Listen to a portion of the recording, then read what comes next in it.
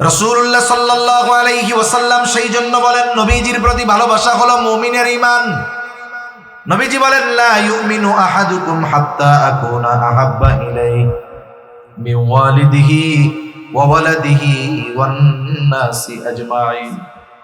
নবীজি বলেন তোমাদের মধ্যে কেউ ততক্ষণ পর্যন্ত মুমিন হতে পারবে না যতক্ষণ না সে তার পিতা মাতা সন্তান সন্ততি এক কথায় সকলের চাইতে আমি নবীকে বেশি ভালো না বাসবে। তাহলে নবীজিকে সবচাইতে বেশি ভালোবাসা এটাই ঈমানের দাবি। এখন কথা হলো একজনকে সর্বোচ্চ ভালোবাসা যায় তাকে যদি সামনে পাওয়া যায়। আরে আবু বকর নবীকে সামনে পেয়েছে, নিজের সব সম্পদ এনে নবীর সামনে হাজির করে দিয়েছে। হযরত তালহা নবীজিকে সামনে পেয়েছে, উহুদের ময়দানে কাফেরদের অস্ত্র তীর বর্ষার সামনে নিজের বুকটাকে নবীর জন্য ডাল বানায় দিছে। আমরা তো নবীজিকে সামনে পাই নাই, কিন্তু ভালো তো বাসতে মন চায়। নবীজিও জানে আমার একদল উম্মত আমাকে জীবনের চাইতে বেশি ভালোবাসতে চায়, সুযোগ পাইলে জীবন দিতেও পারবে, কিন্তু সব সময় তো জীবন দেওয়ার সুযোগ হবে না। কিন্তু তারা যদি আমাকে ভালোবাসতে চায় কি করবে? নবীজি তাকে ভালোবাসার পদ্ধতি নিজে জানায় দিয়ে বলেন মান আহাব্বা সুন্নতি ফাকাদ আহাব্বানি ওয়া মান আহাব্বানি কানা মাই ফিল জান্নাহ। নবীজি বলেন যে আমার সুন্নতকে ভালোবাসবে সে আমি নবীকে ভালোবাসবে, আর নবীকে যে ভালোবাসবে নবীজি জানায় দিয়েছেন নবীর সাথে সে জান্নাতের মধ্যে অবস্থান করবে। নবীর সাথে জান্নাতে থাকতে পারা এটা বড় সৌভাগ্যের ব্যাপার। হযরত আনাস রাদিয়াল্লাহু তাআলা আনহু থেকে বর্ণিত, নবীজির কাছে একদিন এক গ্রাম্য সাহাবী আসছে। নবীজি আর একজনের সাথে কথা বলতেছেন, কথার মধ্যেই ওই গ্রামের সহজ সরল মানুষ নবীজিকে প্রশ্ন করতেছে ইয়া রাসূলুল্লাহি মাতাস সাআহ, হে আল্লাহর রাসূল কিয়ামত কখন হবে? লোকটার প্রশ্নের ভাব ছিল এইরকম যে সে কিয়ামতের জন্য বৈশা আছে কিন্তু কিয়ামত আসতেছে না। এই জন্য নবী তাকে পাল্টা প্রশ্ন করলেন মা আদাত্তা লাহা, তুমি কিয়ামতের জন্য কি পাথেয় সংগ্রহ করেছো? লোকটা বলল আমি আল্লাহ এবং তার রাসূলকে ভালোবাসি। নবীজি এই লোকটার জবাবের মধ্যে কোনো কৃত্রিমতা দেখেন নাই, বাস্তবতা হৃদয় থেকে জবাব দিয়েছে লোকটা। নবীজিও এই লোকের কথার জবাবে বলতেছে আল মারউ মা মান আহাব্বা, যে যাকে মহব্বত করে তার সাথে অবস্থান করবে। লোকটা এবার বাড়ির পথে হাঁটা দিল। হযরত আনাস রাদিয়াল্লাহু তাআলা আনহু বলেন নবীজির মুখে এই কথা শ্রবণ করবার পর আমরা এতটা খুশি হয়েছি যে জান্নাতে নবীর সাথে থাকতে পারবো। এই কথা শুনে এতটা খুশি আমরা হয়েছি ইসলাম গ্রহণের পরে আর কোন কথার দ্বারা আমরা এতটা খুশি হই না। তাহলে সেই নবীর সুন্নতকে মহব্বত করলে নবীর সাথে জান্নাতে থাকা যাবে।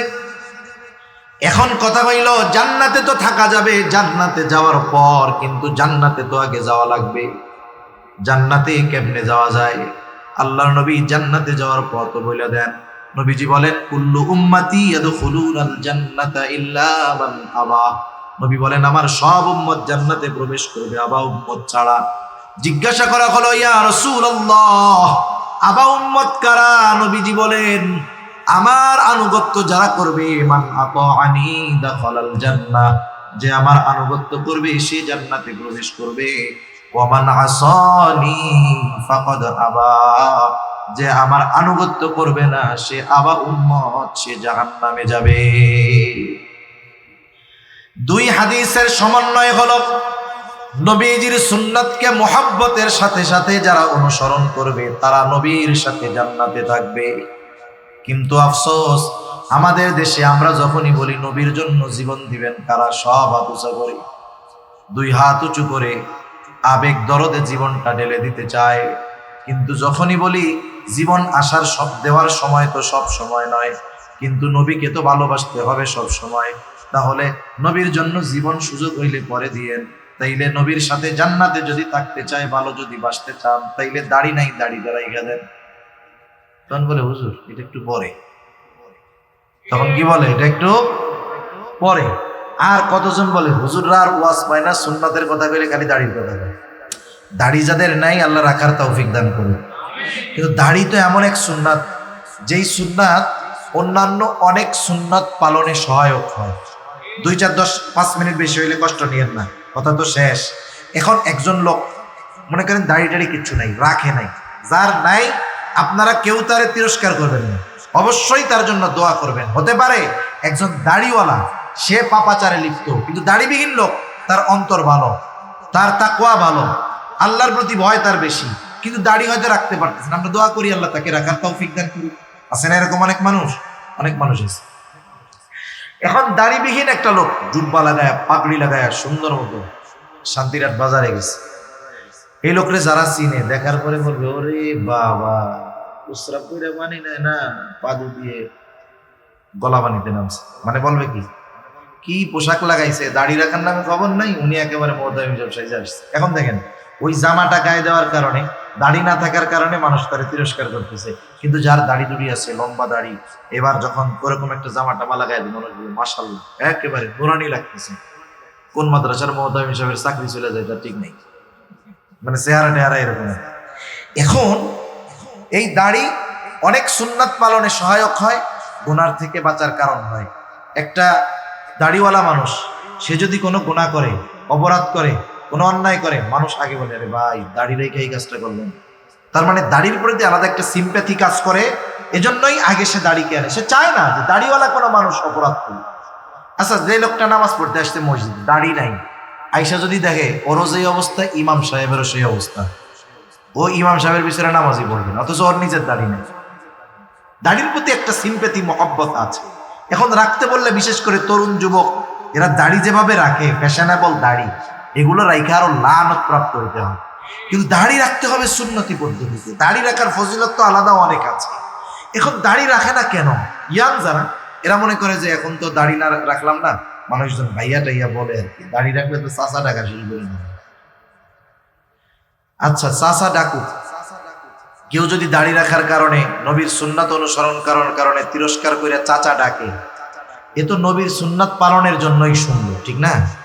দুনিয়ায় যদি কোনো নেতার কাছে খবর দেয় যে ভাই এই লোকটা আপনার কথা বলতে গিয়া, আপনার পক্ষে কাজ করতে গিয়া বহুত কথা শুনছে, বলেন তো ওই নেতার, তার প্রতি মহব্বত, ভালোবাসা জাগ্রত হবে কি হবে না?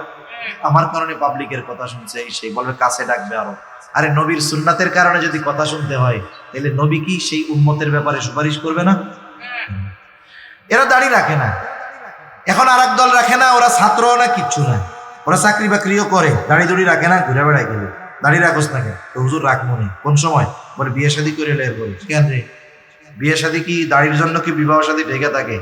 এ হুজুরে জিজ্ঞাসা করেন তো, হুজুর যে দাড়ি রাখছে এর লেগে কি বিবাহ শাদীতে সমস্যা হয়েছে নাকি? দাড়িতে তো বিবাহ ঠেকে না। বলে না হুজুর, সমস্যা তো এটা না, ভালো মেয়ে এরা পছন্দ করে না। কি বলে, ভালো মেয়ে দাড়ি পছন্দ করে না? এখন দেখেন, আমি আপনারে বলি, যেই মেয়ে ভালো, নবীজি বিবাহের ক্ষেত্রে 4টা জিনিস দেখার কথা বলছেন না, ধন সম্পদ, বংশ, সৌন্দর্য, দিন। দিনের ব্যাপারে বলেন ফাদফার বিদাতিদ দিন, দিনকে প্রাধান্য দেন। তার মানে 3টা আছে, দিন নাই, ওটা বাদ দিয়ে দাও। দিন আছে, সাথে একটা আছে ধরো, দিন আছে, একটা আছে ধরো, দিন আছে, ওর 3টার একটাও নাই। যদি বিবাহ হয়ে যায়, সবর করো, আল্লাহ তাআলা ওর মধ্য থেকে এমন সন্তান দিবে যেটা তোমার আত্মার প্রশান্তির কারণ হবে, ঠিক কিনা বলেন? এখন তুমি হয়তো চিন্তা করতেছ, মেয়েটা তো সুন্দর, আবার এক বাপের এক মাইয়া, কাম তো সারছে, আমার বংশ ভালো, এখন যদি দাড়ি রাইখে যদি এই মিস করে ফেলাই, এটা হবে না। তুমি যতই সুন্দরী দেখো না কেন, তুমি যতই টাকা পয়সাওয়ালা দেখো না কেন, তুমি যতই বংশ দেখো না কেন, দিনকে যখন বাদ দিছো, মরার পরে তুমি জান্নাতে যাবে না জাহান্নামে যাবে আল্লাহ জানে। কিন্তু যেই মেয়ে সুন্নাতকে পছন্দ করে না, ও যদি ওয়ার্ল্ড সুন্দরীও হয়, বিশ্ব সুন্দরীও হয়, বিশ্বের সবচেয়ে ধনীও হয়, সবচাইতে বড় বংশেরও যদি হয়, তোমার ঘরে আসার পরে তুমি মোটামুটি ছোটখাটো একটা জাহান্নাম দেখতে পারবা। দয়াময় আল্লাহ রাব্বুল আলামিনের দরবারে অগণিত শুকর যে মহান মালিক আমাদের হায়াতে বরকত দিয়ে সুস্থ রেখে দীর্ঘ রাত অবধি বিজ্ঞ উলামা ইকরামের জবান থেকে বহুত গুরুত্বপূর্ণ কথা শ্রবণ করবার, আমাকেও আপনাদের খেদমতে কিছু কথা বলবার সুযোগ যে মহান মালিক দান করেছেন, সে মহান মানিবকে খুশি করার জন্য মহব্বতের সাথে জবান খুলে অন্তর থেকে আমরা একবার কালিমাতুশ শুকর পাঠ করি, আলহামদুলিল্লাহ। অগণিত দুরূদ ও সালাম সাইয়্যিদুল আম্বিয়া আশরাফুল আম্বিয়া খাতামুল আম্বিয়া ইমামুল মুরসালিন রাহমাতুল লিল আলামিন মুহাম্মাদুর রাসূলুল্লাহ সাল্লাল্লাহু আলাইহি ওয়াসাল্লামের উপর। আপনারা নিশ্চয়ই অবগত আছেন যে আজকে শাবান মাসের ৬ তারিখ। যখন রজব মাসের আগমন ঘটত, রাসূল আকরাম সাল্লাল্লাহু আলাইহি ওয়াসাল্লাম তখন থেকেই দোয়া শুরু করতেন, আল্লাহুম্মা বারিক লানা ফি রজব ওয়া শাবান ওয়া বাল্লিগনা রমাদান।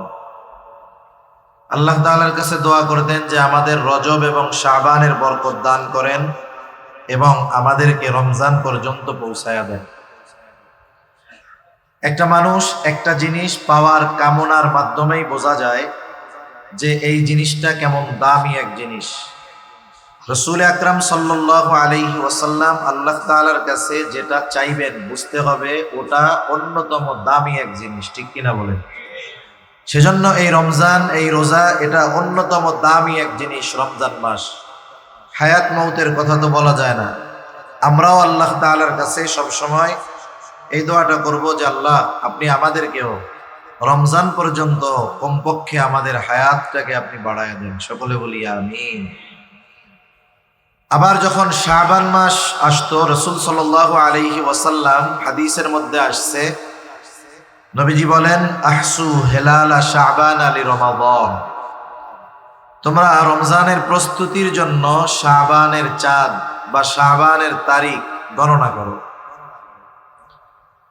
যখন দেখবেন নির্দিষ্ট বড় কোনো বিষয় হয়, বিশ্বকাপ, ফুটবল, ক্রিকেট খেলা, বড় কোনো আয়োজন হবে, আপনারা যারা পত্রিকা পড়েন দেখবেন পত্রিকার প্রথম পেজে একেবারে সামনে একটা গোল বৃত্ত দিয়ে লেখা থাকে আর মাত্র 100 দিন। এরপরে একদিন কমে লেখা থাকে যে আর মাত্র 99 দিন। এই যে ডে কাউন্ট করা হয়, দিন গণনা করা হয়, কেন? এটার প্রতি মানুষকে আকৃষ্ট করার জন্য।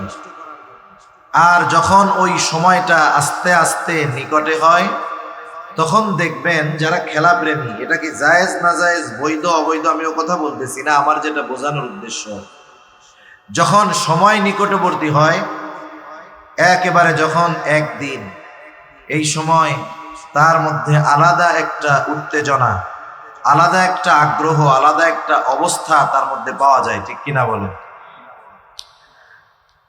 রমজান মাস যদি আমরা এভাবে প্রতিদিন গণনা করি যে আজ সন্ধ্যার পর থেকে নিয়ে 6 তারিখ, আগামীকাল 7 তারিখ, তাইলে আছে কয়দিন? সর্বোচ্চ 22 দিন অথবা 23 দিন। আল্লাহ রাসূল সাল্লাল্লাহু আলাইহি ওয়াসাল্লাম এই চাঁদের তারিখ গণনা করার উদ্দেশ্য কি, কেন বললেন? কেউ যদি মনে করে শুধু তারিখের হিসাব রাখা, বিষয়টা কিন্তু এমন নয়। বুজুর্গানে দিন বলেন মূলত তারিখের হিসাব রাখার সাথে সাথে, যেহেতু লি রমাদান, রমজানের জন্য, অর্থাৎ তোমরা রমজান মাসের ইবাদতের জন্য প্রস্তুতি গ্রহণ করার জন্য হেলাল, শাবানের হেলাল তথা শাবানের চাঁদ অথবা শাবানের তারিখগুলো তোমরা গণনা করো। শুধু তারিখ মৌখিকভাবে গণনা করলে হবে না, তারিখ গণনা করার সাথে সাথে নিজেদেরকে রমজানের জন্য প্রস্তুত করতে হবে, ঠিক কিনা বলেন? কারণ একটা জিনিস যদি প্রস্তুতি থাকে, ওই জিনিস সামনে যখন আসে এটা সহজ হয় তুলনামূলকভাবে। যেমন পরীক্ষা হয় মাঝে মধ্যে, কোনো স্কুল, কোনো কলেজ, ভার্সিটি, মাদ্রাসা যাই বলেন না কেন, কোনো জায়গায় এমন নিয়ম নাই যে হঠাৎ করে স্যার এসে বলবে, এই সবাই চলো পরীক্ষার হলে, তোমাদের পরীক্ষা হবে। এরকম কি কোথাও হয় নাকি? হয় না। আগে প্রস্তুতি নেওয়ার সুযোগ দেওয়া হয়, 2-3 মাস আগে নোটিশ জানায় দেওয়া হয়, পরীক্ষার তারিখ জানায় দেওয়া হয়, এরপরে নির্দিষ্ট তারিখে পরীক্ষা নেওয়া হয়। এখন বলেন তো, যখন স্টুডেন্ট জানতে পারলো যে 2 মাস পরে আমার পরীক্ষা আছে, অমুক তারিখ থেকে আমার পরীক্ষা, যেই ছাত্র বা যেই স্টুডেন্ট পরীক্ষার জন্য যথাযথ প্রস্তুতি নিবে, 2 মাস আগ থেকে যথাযথ প্রস্তুতি যে নিবে, বলেন তো পরীক্ষার হলে আগের থেকে প্রস্তুতি নেওয়ার কারণে যারা প্রস্তুতি নেয় নাই তাদের তুলনায় তার পরীক্ষা সহজ হবে না কঠিন হবে? নিঃসন্দেহে প্রস্তুতির কারণে সহজ হবে। এজন্য শাবান মাস যখন আসতেন, নবীজি কি করতেন? নবীজি এই মাসে বেশি বেশি রোজা রাখতেন। আয়েশা সিদ্দিকা রাদিয়াল্লাহু তাআলা আনহা থেকে বর্ণিত হাদিস, এই মাসে নবীজি বেশি বেশি রোজা রাখতেন। রোজা রাখলে লাভ কি? রমজানের প্রস্তুতিটা ভালো হবে। আপনাদের মসজিদে বা আপনাদের এলাকায় হয় কিনা জানা নাই, হইলে আমার একটু বললেন। শহরে গ্রামে সব জায়গায় দেখি রোজার প্রথমে বিশেষ করে কয়েকদিন মানুষজন রোজা রেখে যখন জোহরের নামাজ পড়তে আসে, জোহরের নামাজটা কোনো মতে পড়ে একেবারে চার হাত পাও চার দিক দিয়ে মসজিদের মধ্যে শুয়ে পড়ে। এখন উনি বেঁচে আছে না মারা গেছে অনেক সময় বুঝাই পুরস্কার হয়ে যায়। এখন কাছে গিয়ে একজন বলে, ভাই কি হয়েছে কি হয়েছে? উনি উঠে গেছে, ভাই রে রোজায় ধরছে। কিসে ধরছে? রোজা কি আবার ধরতে পারে নাকি? মানে বিষয়টা হলো উনি যে না খেয়ে আছে, এটা তো অভ্যস্ততা নাই ওনার, যার কারণে ওনার খুব কষ্ট হইতেছে। তারাবির নামাজ 20 রাকাত পড়তে খুব কষ্ট হইতেছে। কারণ মানুষ যখন সারাদিন না খেয়ে থাকে, এরপরে যখন তার পেটে খাবার যায় ইফতারের সময়, সে যখন খায় স্বাভাবিক তার শরীরটা একটু ছেড়ে দেয়। আর 1-1.5 ঘন্টা পরে তারাবি পড়ানো এটা খুব কষ্টকর হয়ে যায়। কিন্তু যারা আগের থেকে এই বিষয়ে অভ্যস্ত, যদি এই মাসে নবীজি 2-1 দিন ছাড়া একেবারে সব দিন রোজা রাখতেন, এক হাদিসে এরকম আসছে। এখন বলেন কেউ যদি আগের থেকে রোজা রাখায় অভ্যস্ত হয়ে যায় 1 মাস ব্যাপী, তাহলে সে তার দেহটাকে একেবারে সিয়ামের সাথে রোজার সাথে অ্যাডজাস্ট করে যদি রমজান শুরু করতে পারে, তাহলে রমজানে ইবাদত করা তার জন্য যারা প্রস্তুতি নেয় নাই তাদের জন্য যেমন কঠিন হবে, যে প্রস্তুতি নিছে তার জন্য অনেক অনেক বেশি সহজ হবে ইনশাআল্লাহ, ঠিক কিনা? এজন্য আমরা এখন থেকেই প্রস্তুতি নেওয়া শুরু করব। আল্লাহ তাআলা তৌফিক দান করুন। শুধু রোজার প্রস্তুতি না, গুনাহ থেকে বাঁচার প্রস্তুতি নিব। এমনি নফল নামাজ 2-4 রাকাত একটু পড়ায় অভ্যস্ত হব। তাহলে আশা করা যায় আমাদের রমজানটা বেহুদা কাটবে না। আমরা অনেকে মনে করি যে রোজার মাস না খেয়ে থাকার নামই মনে হয় রোজা। রাসূল আকরাম সাল্লাল্লাহু আলাইহি ওয়াসাল্লাম বলেন, অনেকে রোজা রাখে এটা শুধু না খেয়ে থাকাই হয়। কিন্তু একজন রোজাদারের জন্য হাদিসের মধ্যে আল্লাহ তাআলার পক্ষ থেকে যেই সমস্ত পুরস্কারের কথা নবীজি বর্ণনা করেছেন, ওই সমস্ত পুরস্কার একজন রোজাদার যদি পরিপূর্ণ রোজার হক আদায় না করে তাহলে সে বঞ্চিত হয়ে যায়। যেমন পরীক্ষা 100-র মধ্যে 33 পেলে পাস, ঠিক না? যদি আপনি একেবারে সবাইকে ইনক্লুড করেন পাশের মধ্যে, তাহলে যে 33 পেয়েছে সেও পাস, যে 90 পেয়েছে সেও পাস। কিন্তু বলেন তো 2 পাশের মধ্যে তফাৎ আছে না নাই? তাহলে একজন মানুষ যখন সুবহে সাদিক থেকে নিয়ে একেবারে সূর্যাস্ত পর্যন্ত না খেয়ে থাকবে, ও হলো 33 পেয়ে পাস। 33 পেয়ে যে পাস করে সে মানুষের সামনে পাশের কথা বলতে লজ্জা পায়। এর চাইতেও মনে করে ফেল গেলেই ভালো হইবে। 33 পেয়ে যারা পাস করে এরা মানুষের সামনে নিজের রেজাল্টের কথা বলতে কি পায়? লজ্জা পায়। কিন্তু যারা গোল্ডেন এ প্লাস পেয়ে পাস করে এরা মানুষের সামনে একেবারে বুক ফুলিয়ে বলে আমি পেয়েছি গোল্ডেন এ প্লাস। তাহলে রোজাদারের প্রতিদানটাও এরকম। যদি আমরা আগের থেকে রোজার প্রস্তুতি নিয়ে পরিপূর্ণভাবে রমজান মাসের হক আদায় করে রোজা রাখতে পারি, তাহলে ঈদগাহ থেকে গোল্ডেন এ প্লাস নিয়ে আশা করা যায় বাড়িতে ফেরা যাবে ইনশাআল্লাহ। যদিও আমি এই বিষয়ে কথা বলবো না, অন্য বিষয় বলার নিয়ত করেছি। এরপরেও যেহেতু সামনে রমজান আসতেছে, শাবান মাস চলতেছে, এ ব্যাপারে কিছু কথা বলা আসলে জরুরি, এই জন্য বললাম। আপনাদের ইমাম খতিব যারা আছেন এনারা তো অবশ্যই এ ব্যাপারে বিস্তারিত আলোচনা করবেন। আল্লাহ তাআলা আমাদের সকলকে শাবানেরও বরকত দান করেন, রমজানের প্রস্তুতি নিয়ে রমজান পর্যন্ত হায়াত বৃদ্ধি করেন, রমজানের হকগুলো আদায় করে রমজান মাসের যত আমল আছে সবগুলোকে করার তৌফিক আল্লাহ দান করেন। সকলে বলি আমিন। আল্লাহ সুবহানাহু ওয়া তাআলার পক্ষ থেকে এই হায়াত, এই যে রমজান আমরা পাচ্ছি, এটা বড় একটা নিয়ামত। আল্লাহ তাআলা তো আমাদেরকে অজস্র অগণিত নিয়ামত দিয়েছেন। কত নিয়ামত আল্লাহ দিয়েছেন, দুনিয়ার কোনো হিসাব রক্ষক কিয়ামত পর্যন্ত হায়াত পেলেও আল্লাহ প্রদত্ত নিয়ামতের হিসাব করে শেষ করতে পারবে। আল্লাহ তাআলা কোরআনুল কারীমের মধ্যে বলেন, ওয়া ইন তাউদ্দু নি'মাতাল্লাহি লা তুহসুহা। আল্লাহ রাব্বুল আলামিন বলেন, তোমরা যদি আল্লাহর নিয়ামত সমূহ গণনা করো, হিসাব করতে পারবা না। আল্লাহ তাআলা অগণিত নিয়ামত দিয়েছেন, এই জন্য আল্লাহ তাআলার নিয়ামত গুলো কম দামি বিষয়টা এমন নয়, বরং আল্লাহ তাআলা আমাকে আপনাকে এমন কিছু নিয়ামত বিনা চাওয়ায় বিনা টাকায় দিয়েছেন, ওই বিষয়গুলো যদি আমাকে আপনাকে টাকা পয়সা দিয়ে কেনা লাগতো, বেঁচে থাকা সম্ভব হতো না।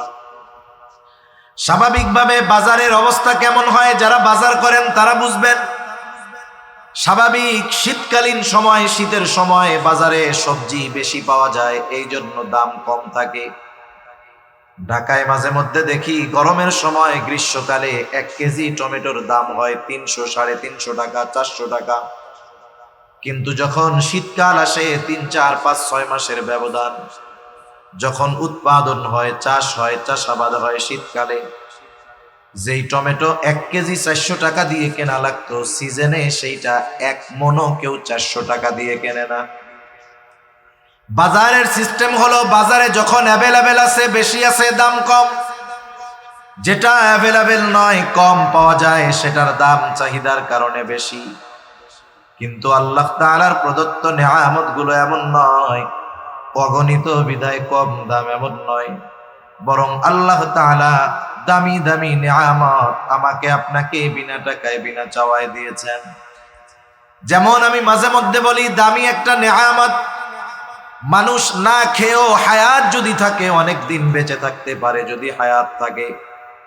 অনেকে দেখেও হয়তো থাকবেন, সৌদি আরবের এক প্রিন্স অ্যাক্সিডেন্ট করেছে দুর্ঘটনায়, তার অবস্থা এতটা শোচনীয়, সে ফার্স্ট চান্সেই কোমায় চলে গেছে, লাইফ সাপোর্ট লাগানো। একটা মানুষ কোমায় যাওয়া, লাইফ সাপোর্ট লাগানো মানে তার জীবনের শুধু শ্বাসটা বন্ধ হতে বাকি। না তার কোনো সেন্স আছে, না কোনো ব্যালেন্স আছে, সে না খেতে পারে, না নিজে কোনো অনুভূতি প্রকাশ করতে পারে, না নড়াচড়া করতে পারে, তার খাওয়ার কোনো উপায় নাই, প্রস্রাব পায়খানার কোনো উপায় নাই। 17 বছর এক অবস্থায় পার হয়ে গেছে, ভাতও খায় নাই, রুটিও খায় নাই, শুধুমাত্র নল দিয়ে তাকে কিছু তরল পানীয়, স্যালাইন জাতীয়, পানি জাতীয় কিছু খাবার তার ভেতরে পৌঁছায় দেওয়া হচ্ছে। ওই অবস্থায়, ওই শোচনীয় অবস্থায়, ভাতবিহীন, রুটিবিহীন, গোশতবিহীন, খাদ্যবিহীন 17 বছর ওকে যিনি বাঁচিয়ে রেখেছেন তিনি কে? তাহলে একটা বিষয় আমরা নিশ্চিত হলাম, খাবারের কারণে যে মানুষ বেঁচে থাকে তা নয়, মূল বিষয়টা হলো হায়াত। হায়াত যদি না থাকে কেউ বেঁচে থাকবে না, এটাই স্বাভাবিক। তবে আল্লাহ তাআলা কিছু জিনিসকে মানুষের বেঁচে থাকার জন্য কম্পালসারি করে দিয়েছেন, যেটা লাগবেই লাগবে। মানুষ ভাত না খেয়ে, রুটি না খেয়ে, পানি পান করেও হায়াত থাকলে বেঁচে থাকতে পারে দীর্ঘদিন। কিন্তু বলেন তো, কোনো মানুষ যদি অক্সিজেন গ্রহণ করতে না পারে অথবা কার্বন ডাই অক্সাইড না ছাড়তে পারে, এই মানুষটা 2, 4, 5, 6 দিন বেঁচে থাকতে পারবে নাকি? আছে আপনাদের এলাকায় কেউ যে না হুজুর 2, 4, 5 দিন তার অক্সিজেন নেওয়া লাগে নাই, আলহামদুলিল্লাহ বেঁচে আছে? গোটা দুনিয়ায় 2, 4 জন আছে? নাই। অথচ এই জিনিসটা যদি মানুষের থেকে মাত্র 5 মিনিটস আলাদা হয়ে যায়, মাত্র 5 মিনিট যদি তার থেকে অক্সিজেন বিচ্ছিন্ন হয়ে যায়, চিকিৎসা বিজ্ঞান বলে সে আর বেঁচে থাকতে পারবে না। যারা চাকুরিজীবী তাদের হিসাবের একটা লিমিট আছে। মাসে সে স্যালারি পায় 30,000, মাসের 5 তারিখে, 7 তারিখে, 10 তারিখে সে বেতন পায়। তার জীবনের একটা স্কেল আছে, নিয়মতান্ত্রিকতা আছে। সে মন চাইলেই যেমন খুশি তেমন খরচ করতে পারে না, স্টেপ বাই স্টেপ তাকে খরচ করতে হয়। কিন্তু অনেক সময় দেখা যায় শরীর অসুস্থ, মা অসুস্থ, বাবা অসুস্থ, এক্সট্রা কিছু পয়সা খরচ হয়ে গেছে। এদিক দিয়ে চাউলের বস্তা প্রায় শেষের দিকে, যেই পরিমাণ টাকা, যেই পরিমাণ বাজার তার ঘরে আছে, হয়তো 10 দিন যেতে পারে, কিন্তু বেতন পাইতে দেরি আরো 15 দিন। 10 দিনের খাবার এখনো ঘরে আছে, তবে বেতন পাইতে বাকি আছে 15 দিন। যারা চাকুরিজীবী, ওই চিন্তা করে তাদের কপালে ভাঁজ পড়ে যায়, চিন্তা চলে আসে, যে বাকি 5 দিন বেতন পাওয়ার আগ পর্যন্ত কেমনে চলবো। 10 দিনের খাবার ঘরে থাকার পরেও পরের 5 দিনের জন্য টেনশনে ঘুম আসে না। কিন্তু বলেন তো, আমি আপনি কোনোদিন এই চিন্তা করেছি নাকি রাতের বেলায় শোবার সময়? কোনোদিন আমি আপনি হয়তো এই চিন্তা করি নাই, এখন তো ঘুমাইতে গেলাম, সকালে যদি অক্সিজেন না পাই কেমনে বেঁচে থাকবো। এই চিন্তা আমিও করি না, আপনারাও করেন না। কেন আমাদের করা লাগে না? কারণ বেঁচে থাকার জন্য এই অমূল্য অপরিহার্য অক্সিজেন অতি সহজে আমাদের জন্য যিনি ব্যবস্থা করে দিয়েছেন তিনি কে? এটা একটা দামি নেয়ামত, তবে এটা সবচেয়ে দামি নেয়ামত নয়। সবচেয়ে দামি নেয়ামত হলো ঈমান।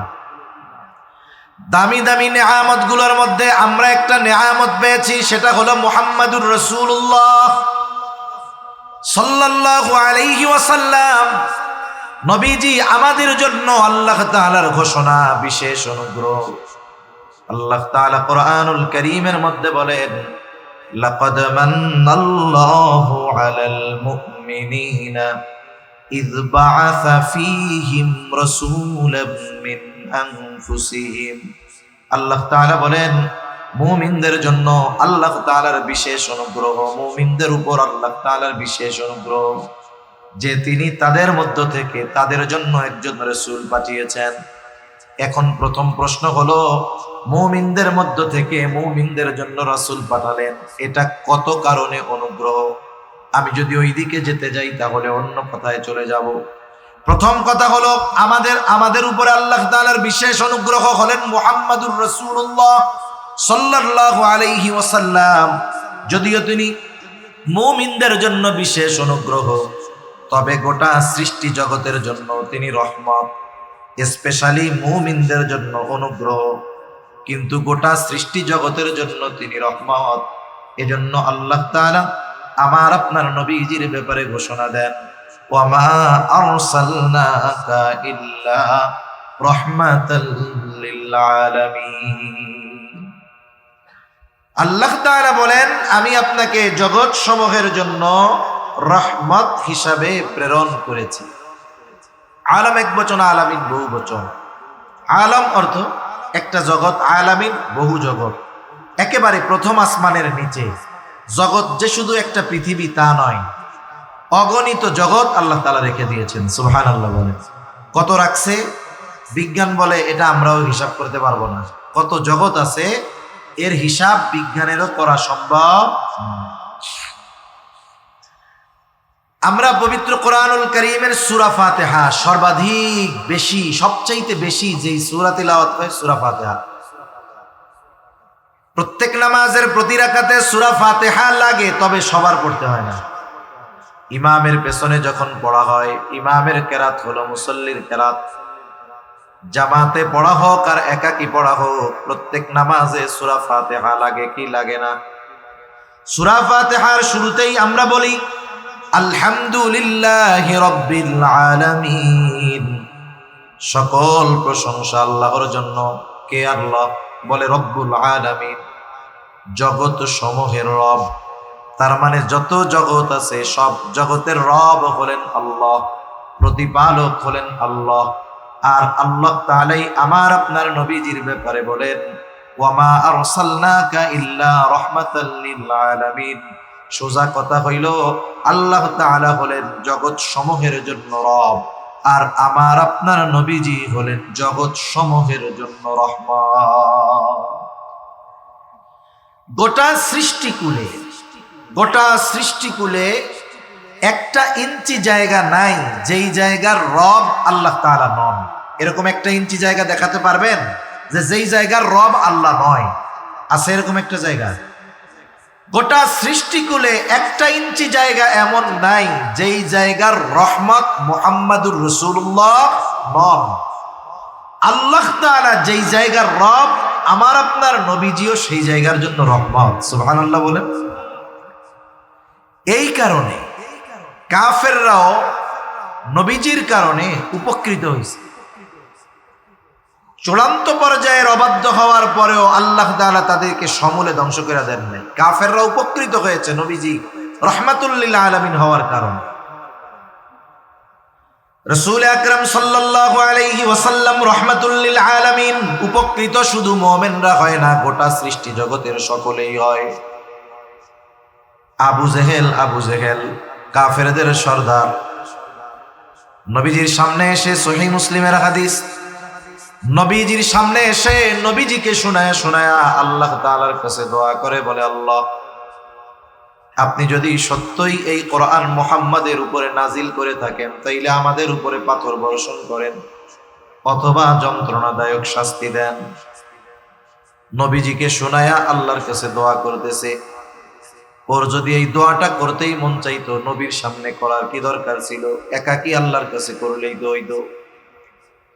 নবীর সামনে বলার কারণ কি? কারণ আছে না নাই? নবীকে শোনায় আল্লাহরে বলতেছে মানে কি? নবীরে টিটকারি করতেছে। আল্লাহ, আপনি লোক আর পান নাই কোরআন নাজিল করার, এর উপরে করছেন। আমি হইলাম গোত্রপতি, সর্দার, নেতা, আমার এত লোকজন আছে, টাকা পয়সা আছে, আপনি কোরআন আমার উপরে নাজিল করবেন, লোক আর পান নাই, ওই মুহাম্মাদের উপরে করছেন। মানে খোসা দিয়া টিটকারি করে ছোট বানানো, নবীজিকে কথার দ্বারা আঘাত করে কষ্ট দেওয়া হলো মূল উদ্দেশ্য। না হলে কেউ চায় না যে তার উপরে আযাব আসুক। আবু জেহেল যখন আল্লাহর কাছে বলতেছে যে আপনি আমারে পাথর বর্ষণ করেন, নাইলে যন্ত্রণাদায়ক শাস্তি দেন, কি মনে হয় আজরাইল যদি আইসা বলতো তোর মরতে মন চায়, আয় তোরে সাইজ করি, তখন কি হইতো? দুরু এমনি কইছে, তখন আর মরতে চাইতো না। তখন বলতো কি, যে এটা এমনি বলছি। আমাদের সমাজে কিছু মানুষ আছে, মানুষ আসলে সমাজে কেউ কারো শত্রু হইতে শত্রুতা করা লাগে না। আমার সাথে, আপনার সাথে, আপনার সাথে অন্যের সাথে কোনোদিন কোনো মুখ কালাকালি হয় নাই। ওই লোকটাও আপনার শত্রু হয়ে যাইতে পারে। যেই রোগের কারণে হয় সেই রোগের নাম হলো হিংসা। সেই রোগের নাম কি? হিংসা। দেখা গেল ওই ব্যক্তির চাইতে আল্লাহ তাআলা আপনাকে সম্মানিত করছে বেশি, সম্পদ দিছে বেশি। আগে আপনার ওই লোকের কাছে আপনি মুখাপেক্ষী ছিলেন দুনিয়ার হিসাবে, আল্লাহ তাআলা এখন আপনারে এত বড় বানায় দিছে যে মানুষ আপনাকে মহব্বত করে, ভালোবাসে। সমাজের অনেক মানুষের দুশ্মন হওয়ার জন্য আপনার আর কোনো কিছু লাগবে না। এই অগ্রগতি, উন্নতি, সমৃদ্ধি অন্য 10 জনের হিংসার কারণ হয়ে দাঁড়াবে। ঠিক কিনা বলেন? এমনি মনে মনে আপনার শত্রু মনে হবে। সমাজের অবস্থা হলো এরকম। এখন অনেক সময় এরকম হয়, মনে করেন একজনের ছেলে, একটা মানুষ গরিব, অসহায়, দরিদ্র, একেবারে তার কিছুই নাই। লোকটার ছেলে লেখাপড়া করেছে, পরিশ্রম করেছে, বিসিএস ক্যাডার হয়েছে, বড় অফিসার হয়ে গেছে, এলাকার মধ্যে সে সবচাইতে সম্মানিত তখন। অথচ এই সম্মানিত ব্যক্তির বাবা এক সময় আর একজনের বাড়িতে কাজকাম করছে। এখন মানুষেরা বলা বলি করে, দেখছো অমুক চাচা এত কষ্ট করতো, মানুষের বাড়িতে কাজকর্ম করতো, আল্লাহ তাআলা তার দিকে তাকাইছে, ছেলেটা বড় অফিসার, এখন আর চাচার কষ্ট হবে না, আমাদের গ্রামের সবচাইতে বড় চাকরিজীবী। এখন এই যে গরিব মানুষের উন্নতি, এটা কি সবার ভালো লাগবে নাকি? ভালো লাগবে না। এখন ওই যে যার বাড়িতে ওই ছেলের বাবা কাজ করতো, এখন মনের মধ্যে হিংসা চলে আসছে, আরে এতকাল আমার বাড়িতে কাজ করছে, এখন তো আমার তারে সার বলা লাগবে। এবার যে বলতেছে, কি বলা বলি করতেছো, কি হয়েছে এইখানে? বলে, চাচা শুনেন নাই, অমুকের ছেলে বড় অফিসার হয়ে গেছে। এখন কি বলে? আমাদের গ্রাম অঞ্চলে বলে, অমুকের ছেলে এই হয়ে গেছে, আয় আল্লাহ, কিয়ামতের আর বাকি নাই, এ খবর শোনার আগে মরলাম না কেন? এরকম বলার লোক তো আলহামদুলিল্লাহ এদিকে নাই। আপনাদের ভাষায় বা আপনাদের ল্যাঙ্গুয়েজে বলবে, আছে তো? এখন বলেন তো, ওই টাইমে আজরাইল আইসা যদি বলে এত মরতে মন চায়, চলেন তাহলে বলবে আস্তাগফিরুল্লাহ, তো এমনি কইছি, সত্যি সত্যি কি মরতে চাইছি নাকি? এখন এই যে কথাটা বললো, ওর এই খবর শোনার আগে আমি মরলাম না কেন, মূলত ওই ব্যক্তিকে তিরস্কার করা, ছোট করা, লজ্জা দেওয়া, এটা মূল উদ্দেশ্য। নবীজিকে এই কথা বলছি, নবীজির অন্তরে একটু কষ্ট লাগছে না? কষ্ট লাগছে। নবীজি কোনো জবাব দেয় নাই। নবীজিকে কষ্ট দিবে আর আল্লাহ তাআলা কিছু বলবে না, এটা তো হইতে পারে না। জবাব পাঠায় দিছেন আল্লাহ। কে জবাব দিছে? আল্লাহ রাব্বুল আলামিন। কেমন যেন আমার আপনার নবীকে বলে, হাবিব, ওরা যেটা চায় আমি আল্লাহ ওদেরকে সেটা দিতাম, কিন্তু কেন দেই না? আপনার কারণে দেই না। আল্লাহ তাআলা বলেন, ওয়ামা কানাল্লাহু লিয়ুআযযিবাহুম ওয়া আনতা ফীহিম। আপনি যতক্ষণ তাদের মধ্যে আছেন, আমি তাদেরকে কোনো আযাব দিব না। কারণ গোটা সৃষ্টি জগতের এমন একটা জায়গা নাই যেই জায়গার রহমত আপনি নন, যেহেতু রহমাতুল লিল আলামিন জমিনের উপর থাকা অবস্থায় কেমন করে আমি আযাব দেই। এজন্য আপনি যেহেতু তাদের মধ্যে আছেন, আপনার সম্মানার্থে এরা অবাধ্যতা করার পরেও, এই রকম আচরণ করার পরেও আমি ওদেরকে শাস্তি দেই না। কিন্তু শাস্তি দিব না তা না, শাস্তি দিব, কিন্তু আপনি থাকার কারণে কেন দেই না? কারণ আপনি তো রহমাতুল লিল আলামিন। সুবহানাল্লাহ বলেন। রাসূল আকরাম সাল্লাল্লাহু আলাইহি ওয়াসাল্লাম রহমাতুল লিল আলামিন, গোটা সৃষ্টি জগতের জন্য রহমত। তবে মুমিনদের জন্য বিশেষ অনুগ্রহ, তার উম্মতের জন্য, মুমিনদের জন্য বিশেষ মায়া, বিশেষ ভালোবাসা। প্রত্যেকটা নবী তার উম্মতকে ভালোবাসে। আমার আপনার নবীও আমাকে আপনাকে ভালোবাসেন। এই জন্য আল্লাহ তাআলার কাছে যখন নবীজি কিছু বলার সুযোগ পাইতেন, উম্মতের ব্যাপারে আগে বলতেন। রাসূল সাল্লাল্লাহু আলাইহি ওয়াসাল্লাম যখন মেরাজে গেছে, ওইখানে গিয়েও উম্মতের কথা নবীজি বলেন নাই।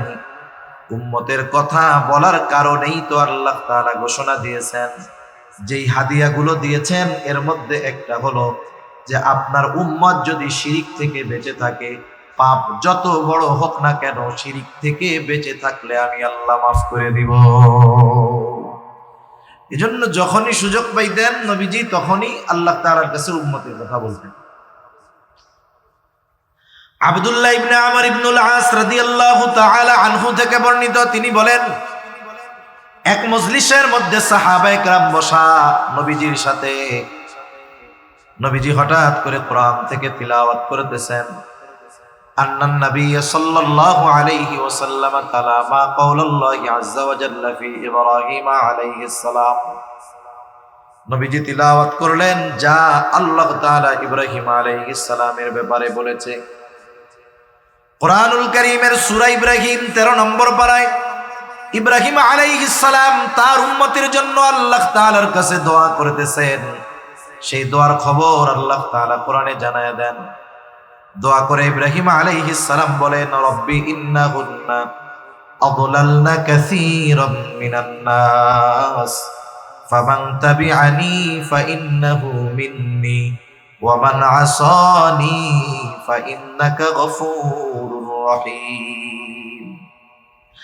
ইব্রাহিম আলাইহিস সালাম বলতেছে, রব, এই প্রতিমাগুলো, এই মূর্তিগুলো অধিকাংশ মানুষকে পথচ্যুত করে ফেলেছে, পথভ্রষ্ট করে ফেলেছে। ফামান তাবিআনি ফাইন্নাহু মিন্নি, তবে যারা আমার আনুগত্য করেছে তারা তো আমার দলভুক্ত।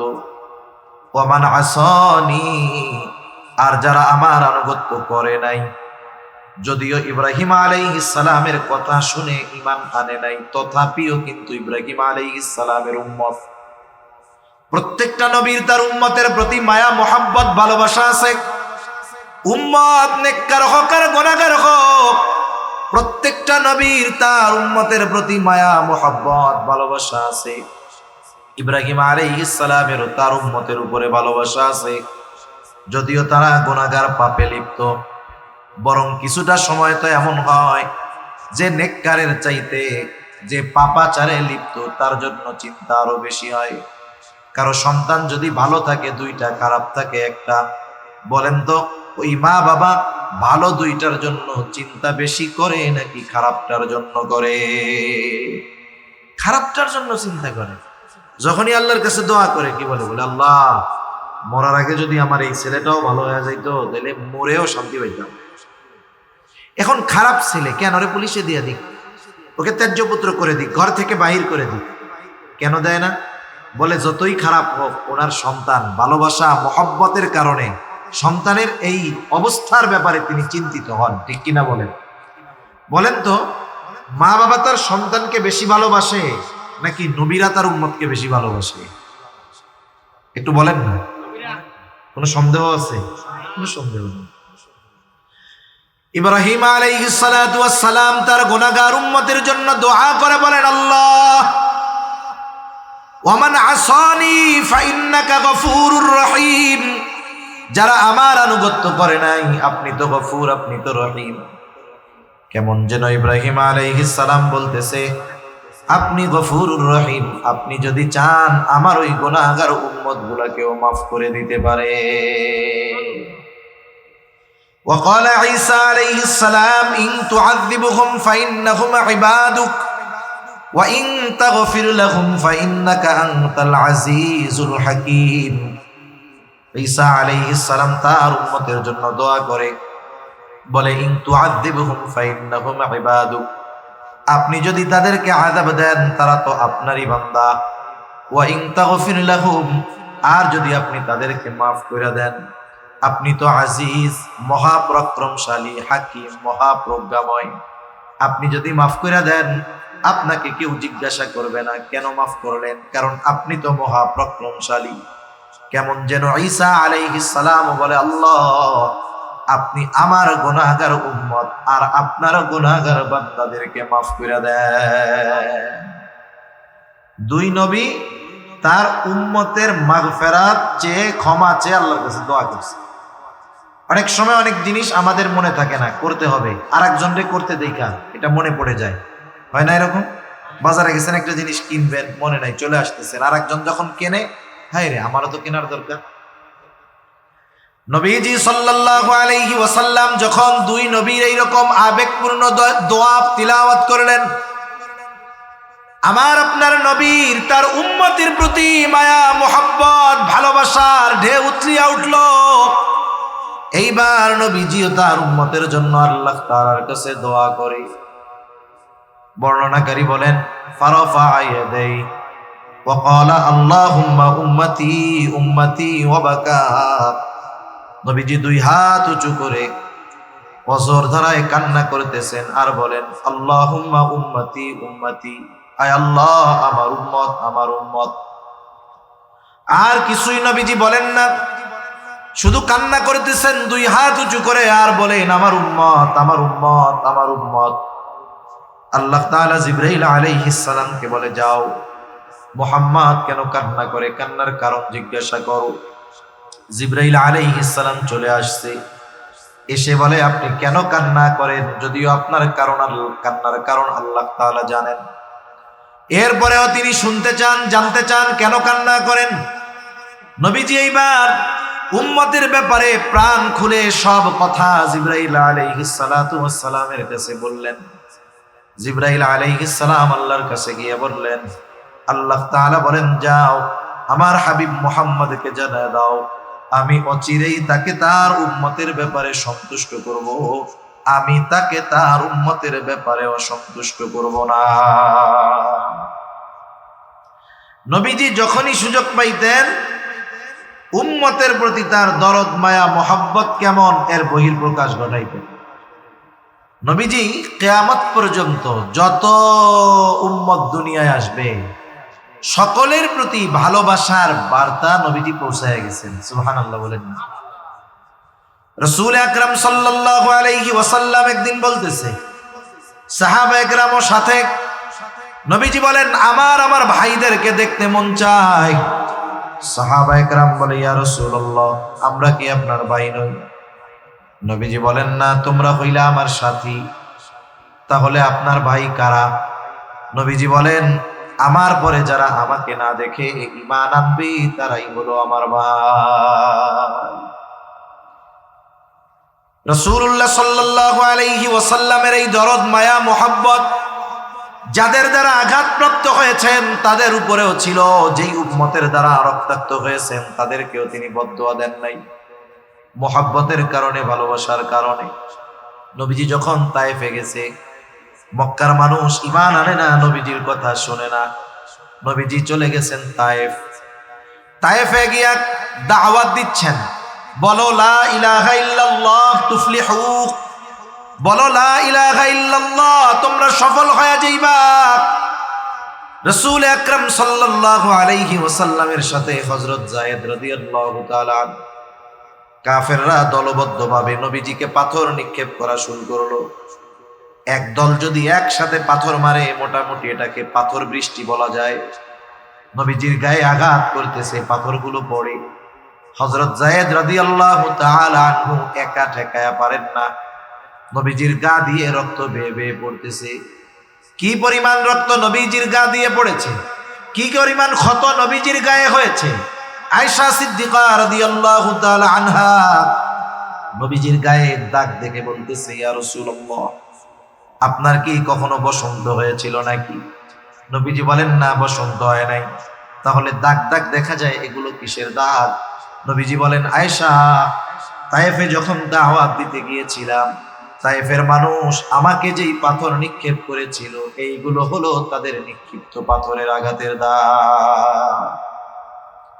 তার মানে পাথরগুলো শুধু বড় ছিল না, ধারালো ছিল। রাসূল আকরাম সাল্লাল্লাহু আলাইহি ওয়াসাল্লামের দেহ বেয়ে বেয়ে রক্ত পড়তেছে, গায়ের পোশাক পরিপূর্ণ ভিজে গেছে, এবার রক্ত বেয়ে বেয়ে জুতার মধ্যে ঢুকতেছে। এত পরিমাণ রক্ত, জুতার মধ্যে রক্ত শুকায়া জুতা পায়ের সাথে আটকে গেছে। স্বাভাবিক আমরা যখন ব্লাড ডোনেট করি, অনেক সময় 100 গ্রাম 150 গ্রাম রক্ত দেহ থেকে বের করে, 200 গ্রাম। অনেকে 2-3 ঘন্টা উঠতে পারে না, নড়তে পারে না। নবীজির গা বেয়ে রক্ত পড়েছে। পড়ন্ত বিকালে নবীজি সাল্লাল্লাহু আলাইহি ওয়াসাল্লাম একটা আঙ্গুর বাগানের পাশে গিয়ে একটু বিশ্রাম নিচ্ছেন। ইতিমধ্যে জিবরাইল আলাইহিস সালাতু ওয়াস সালাম হাজির, এসে বলে, ইয়া রাসূলুল্লাহ, এই কওম আপনার সাথে কেমন আচরণ করেছে আল্লাহ তাআলা সব দেখছে। আমি আজকে একা আসি নাই, আমার সাথে নতুন একজন ফেরেশতা পাঠানো হয়েছে, যে ইতিপূর্বে আপনার কাছে আসে নাই। নবীজি এবার বলেন, ওই ফেরেশতা আমার সামনে আসলো, আমাকে এসে সালাম দিল, আসসালাতু ওয়াসসালামু আলাইকা ইয়া রাসূলুল্লাহ। সালাম দেওয়ার পরে বলতেছে, আপনার কওম আপনার সাথে কেমন আচরণ করেছে আল্লাহ তাআলা দেখেছে। আল্লাহ তাআলা আমাকে আপনার নিকটে পাঠিয়েছেন আপনার আদেশ পালন করার জন্য। যারা আপনার সাথে এমন আচরণ করেছে, আপনি যদি আমাকে আদেশ দেন, 2 পাহাড় দিয়ে এদেরকে পিষিয়ে দেওয়া হবে, নিশ্চিহ্ন করে দেওয়া হবে। এখানে যে একটা জনপদ ছিল, জনবসতি ছিল, এর কোনো চিহ্ন থাকবে না। একটু চিন্তা করেন, গায়ের রক্ত এখনো শুকায়া যায় নাই। আমরা তো প্রতিশোধ পরায়ণ। 10 বছর আগে কেউ যদি আমাকে কথার দ্বারাও কষ্ট দিয়ে থাকে, 10 বছর পরে যদি আমি একটু পাওয়ার পাই, ক্ষমতা পাই, আমি আমার পাওয়ার ক্ষমতাকে কাজে লাগিয়ে ওই 10 বছর আগের কথার প্রতিশোধটাও তুলে নেওয়ার চেষ্টা করি। আমরা অনেক প্রতিশোধ পরায়ণ মানুষ। যদি ক্ষমার মহানুভবতা, ক্ষমার গুণ আমরা যদি অর্জন করতে পারতাম, প্রতিশোধের নেশা যদি অন্তর থেকে দূর করতে পারতাম, এই সমাজটা আরো অনেক সুন্দর হয়ে যেত। ছোট ছোট বিষয়ে আমরা প্রতিশোধ নেই। মানুষ তো ছোট ছোট বিষয়ে মানুষকে খুন করে ফেলতেছে। জামানা তো এরকম। কয়েকদিন আগে এক খবরে দেখলাম, এক দোকানদার বাকি পায়, দোকানদার পাওনা চাইতেই পারে, 5 টাকা না 10 টাকা পায়। এটা কেন চাইলো ওনার কাছে? ওনার পাওয়ার আছে। এটাকে কেন্দ্র করে কথা কাটাকাটি, দ্বন্দ্ব, এক সময় তাকে মেরেই ফেলেছে। অবস্থাটা চিন্তা করে দেখুন। আল্লাহু আকবার। সেজন্য প্রতিশোধ পরায়ণ ছিলেন না আমার আপনার নবী। কাফেরদের ব্যাপারেও নবীজি প্রতিশোধ পরায়ণ ছিলেন না। নবীজির কাছে যারাই ক্ষমা চেয়েছে, নবীজি মাফ করে দিয়েছে। যখন মক্কা বিজয় হলো, মক্কা বিজয় যখন হইছে, কাফেররা মনে করছে মক্কার অলিগলি রক্তের স্রোত বহমান হবে, অলিগলি। রাসূল আকরাম সাল্লাল্লাহু আলাইহি ওয়াসাল্লাম সাধারণ ক্ষমা ঘোষণা করে দিলেন। যারা হারাম বাইতুল্লাহর মধ্যে থাকবে নিরাপদ, আবু সুফিয়ানের ঘরে যারা থাকবে নিরাপদ। এই নির্দেশনার আগে খালিদ বিন ওয়ালিদ রাদিয়াল্লাহু তাআলা আনহু ঢুইকা গেছে। ওই সময় কয়েকজনকে হত্যা করা হয়ে গেছে। ওটা বাদ। তবে নবীজির নির্দেশনা ছিল এইটা, কয়েকজন ব্যতীত ছাড়া তাদের ব্যাপারে ঘোষণা দেওয়া হয়েছিল, এরা যদি কাবার গেলাপ ধরে ঝুলেও থাকে, এদেরকে ক্ষমা করা হবে না। মোস্ট ওয়ান্টেড আসামি, যেখানে পাওয়া হবে সেখানেই হত্যা করা হবে। এদের মধ্যে অন্যতম একজন ছিল ওয়াহশী।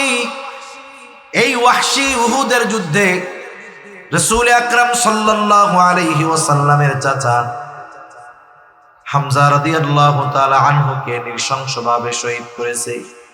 ওয়াহশী একজনের গোলাম ছিল। বলছে, তুই যদি হামজাকে, আমিরে হামজা রাদিয়াল্লাহু তাআলা আনহু, ওনারে যদি হত্যা করতে পারিস, তোরে মুক্তি দিয়া দিব।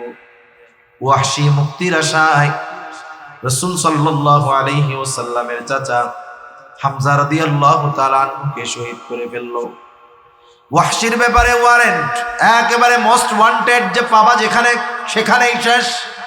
কাবার গেলাপ ধরে যদি ঝুলেও থাকে একে ছেড়ে দেওয়া হবে না। ওয়াহশি এলাকা ছেড়ে চলে গেছে বহুদূর, লুকায়া লুকায়া থাকে, জীবনের ভয় চিন্তা। আবার একটা সময় এত বড় পাপ করেছে, নিজের মধ্যে অনুশোচনা কাজ করে। ওয়াহশি জানতে পারলো যদি নবীজির কাছে কোনোভাবে যাওয়া যায়, নবীজির কাছে গিয়ে যদি কোনোভাবে ক্ষমা চাওয়া যায়, নবীজি এমন মহানুভব, তার ক্ষমা এমন, তার কাছে গেলে তিনি মাফ করে দিবে। ওয়াহশি ক্ষমার আশায় লুকায়া লুকায়া চাদর মুড়ি দিয়া নবীজির কাছ পর্যন্ত পৌঁছায় গেছে। নবীজির পাশে আসছে, নবীজি জিজ্ঞাসা করে কে? বলে আমি ওয়াহশি। কোন ওয়াহশি? আমার চাচাকে যে হত্যা করেছে, শহীদ করেছে সে। বলে না। কেন আসছো? বলে এসেছি ইসলাম গ্রহণ করার জন্য। দেখেন এখনো তো ইসলাম গ্রহণ করে নাই, সে যে মোস্ট ওয়ান্টেড, নবীজি চাইলে তাকে হত্যা করে ফেলতে পারতেন কি পারতেন না? যেহেতু ইসলাম গ্রহণ করার জন্য আসছে, নবীজি কিছু বলেন নাই, ওয়াহশি ইসলাম গ্রহণ করলো। কারণ হাদিসের মধ্যে আসছে ইন্নাল ইসলামা ইয়াহদিমু মা কানা ক্বাবলাহু। একটা মানুষ ইসলাম গ্রহণ করার আগে যত কিছুই করুক না কেন, সে যখন ইসলাম গ্রহণ করে আল্লাহ তাআলা তার অতীতের সব পাপগুলোকে ধুয়ে মুছে সাফ করে দেয়। এখন ইসলাম গ্রহণ করছে, নবীজি ওয়াহশিকে বলতেছে ওয়াহশি ইসলাম গ্রহণ করছো, আর কিছু অভিযোগ অনুযোগ নাই, তবে তুমি আমার একটু শোনাও কেমন করে তুমি আমার চাচাকে হত্যা করেছিলা, শহীদ করেছিলা। ওয়াহশি সেই হৃদয় বিদারক ঘটনা শোনাইল। নবীজি শুনতেছেন আর চোখ দিয়ে পানি পড়ে, একেবারে গাল বেয়ে বেয়ে দাড়ি বেয়ে বেয়ে নবীজির পানি পড়তেছে। নবীজি বললেন ওয়াহশি ইসলাম গ্রহণ করেছ, আল্লাহ তাআলা তোমার সব পাপ অন্যায় ক্ষমা করে দিয়েছে, তবে একটা বিষয়, তুমি কখনোই আমার জীবদ্দশায় আমার সামনে আসবা না। তুমি যদি আমার সামনে আসো তাইলে আমার চাচার কথা আমার মনে হয়ে যাবে। যে কথাটা বোঝানোর জন্য বললাম, নবীজি যখন জানছে কে ওয়াহশি, এরপরে আর কোনো কথা বলার দরকার ছিল না, বলতো যে ঠিক আছে এ তো ওয়ান্টেড, একেবারে দাও সাইজ করে দাও। কিন্তু ইসলাম গ্রহণ করতে আসছে, নবীজি মাফ করে দিয়েছে। রাসূল আকরাম সাল্লাল্লাহু আলাইহি ওয়াসাল্লাম ক্ষমার গুণে গুণান্বিত ছিলেন। ফেরেশতা বলতেছে আপনি আদেশ দেন, দুই দিকের পাহাড় দিয়ে এদেরকে পিষে দেই, নিশ্চিহ্ন করে দেই, একেবারে অস্তিত্বহীন হয়ে যাবে, কেউ জানতে পারবে না। নবীজি আরাম করতেছিলেন, এবার উঠে বসলেন। ফেরেশতার এই কথার জবাবে নবীজি বলেন বাল আরজু আন ইয়াখরুজাল্লাহু মিন আসলাবিহিম মান ইয়াবুদুল্লাহা ওয়াহদাহু ওয়া লা ইউশরিকু বিহি শাইআ। নবীজি বলেন আমি তো এদের ব্যাপারে আল্লাহ তাআলার কাছে এই আশা পোষণ করি যে আল্লাহ তাআলা এদের মধ্য থেকে এমন এক জেনারেশন বের করবে, এমন এক প্রজন্ম বের করবে, এমন এক সম্প্রদায় বের করবে, এমন এক কওম বের করবে যারা এক আল্লাহর গোলামি করবে, তার সাথে কারো শরীক করবে না। চিন্তা করেন, যারা অত্যাচার করেছে, জুলুম করেছে, তাদেরকে শাস্তি দিতে মানা করতেছেন কেন? হয়তো এরা ঈমান আনবে না, কিন্তু এদের মধ্য থেকে এমন মানুষ দুনিয়ায় আসবে যারা এক আল্লাহর ইবাদত করবে। এটা অনাগত উম্মতের প্রতি মুহাব্বত, ভালোবাসার অন্যতম একটা বহিঃপ্রকাশ। সেজন্য নবীজি আমাদের ভালোবাসেন। এ ভালোবাসা যে শুধু দুনিয়ায় তা না, এ ভালোবাসা আখিরাতেও নবীজি সবচেয়ে বেশি ভালোবাসবে। আচ্ছা, একটা মানুষ একটা মানুষকে ভালোবাসে, কে আমাকে আপনাকে সবচাইতে বেশি ভালোবাসে, এটা নির্ণয় করার একটা পদ্ধতি আছে না? আমরা ছোটবেলায় একটা গল্প পড়ছি, আসলে এক সময় তো গল্প থেকে জীবনের শিক্ষা নেওয়া যাইত। একটা মানুষ একটা গল্প পড়ে আগামীর জন্য নিজেকে গড়ে তুলতে পারতো, স্কুলেও ছিল কলেজেও ছিল। এখন স্কুল কলেজে কি পড়ানো শুরু হচ্ছে তো আপনাদের আর বলার দরকার নেই, এটা আপনারাই বুঝেন। আগে মানুষ শিক্ষা গ্রহণ করে উন্নত চরিত্রের অধিকারী হতো, আর এখন লেখাপড়া করে চরিত্রহীন হবে। এটাই ডিস্টেন্স, এটাই ডিস্টেন্স। আগে চরিত্র গঠন করতো, এখন চরিত্র ধ্বংস হবে, ঠিক কিনা? তা আমরা অনেক গল্প করছি, একটা গল্প বইতে পড়ছি না, এমনি পড়ছি, স্মরণ নাই। এই যে এক বন্ধু আর এক বন্ধুর বাড়িতে বেড়াইতে আসছে। এখন দুই বন্ধু, শহরের বন্ধু আর গ্রামের বন্ধু। এখন দুই বন্ধু গেছে ঘুরতে জঙ্গলের মধ্যে। এখন দেখে সামনে একটা ভাল্লুক। ভাল্লুক দেখা গ্রামের বন্ধু এক লাফে ধুমসে গাছের উপরে উঠে গেছে। এখন শহরের বন্ধু তার গাছে উঠতে পারে না, কি করবে? ও ওই জায়গায় মরার ভান ধরছে। এটা গল্প, তো সত্য কিনা আমি জানি না, যে ভাল্লুক নাকি মরা জিনিস খায় না। সে এমন ভাবে শ্বাস প্রশ্বাস বন্ধ করে আছে, ভাল্লুক তার নাক মুখ কানের কাছে সুইটা ডুইটা চলে গেছে, ভাবছে শ্বাস প্রশ্বাস চলতেছে না, এটা মনে হয় মরা। এখন ও তো ওইভাবেই আছে। একটু পরে ভাল্লুক চলে যাওয়ার পরে ওই বন্ধু গাছ থেকে নামছে। নামার পরে জিজ্ঞাসা করতেছে, বন্ধু ভাল্লুক তোমার কানে কি বইলা গেল?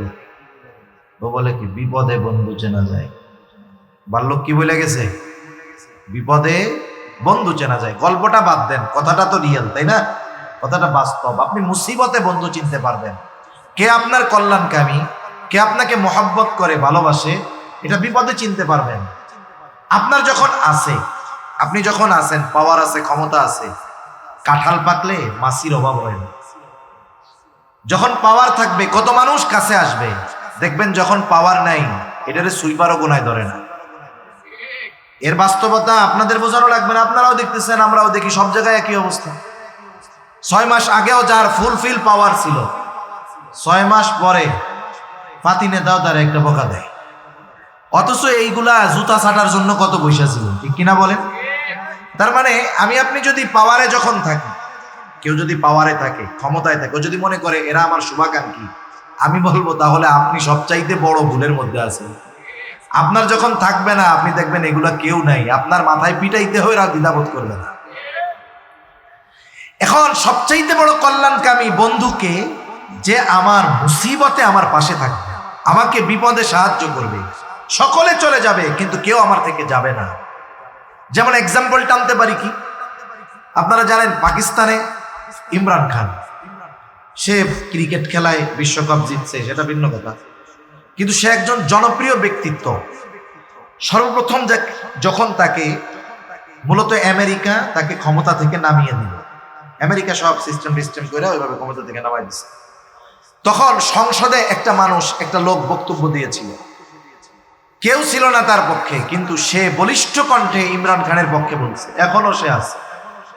তা চিন্তা করেন, মুসিবতে যখন সবাই পাশ থেকে কেটে গেছে, এই লোকটা তার পাশ থেকে যায় নাই। এটা আমি দুনিয়ার একটা এক্সাম্পল বোঝানোর জন্য বললাম আর কি।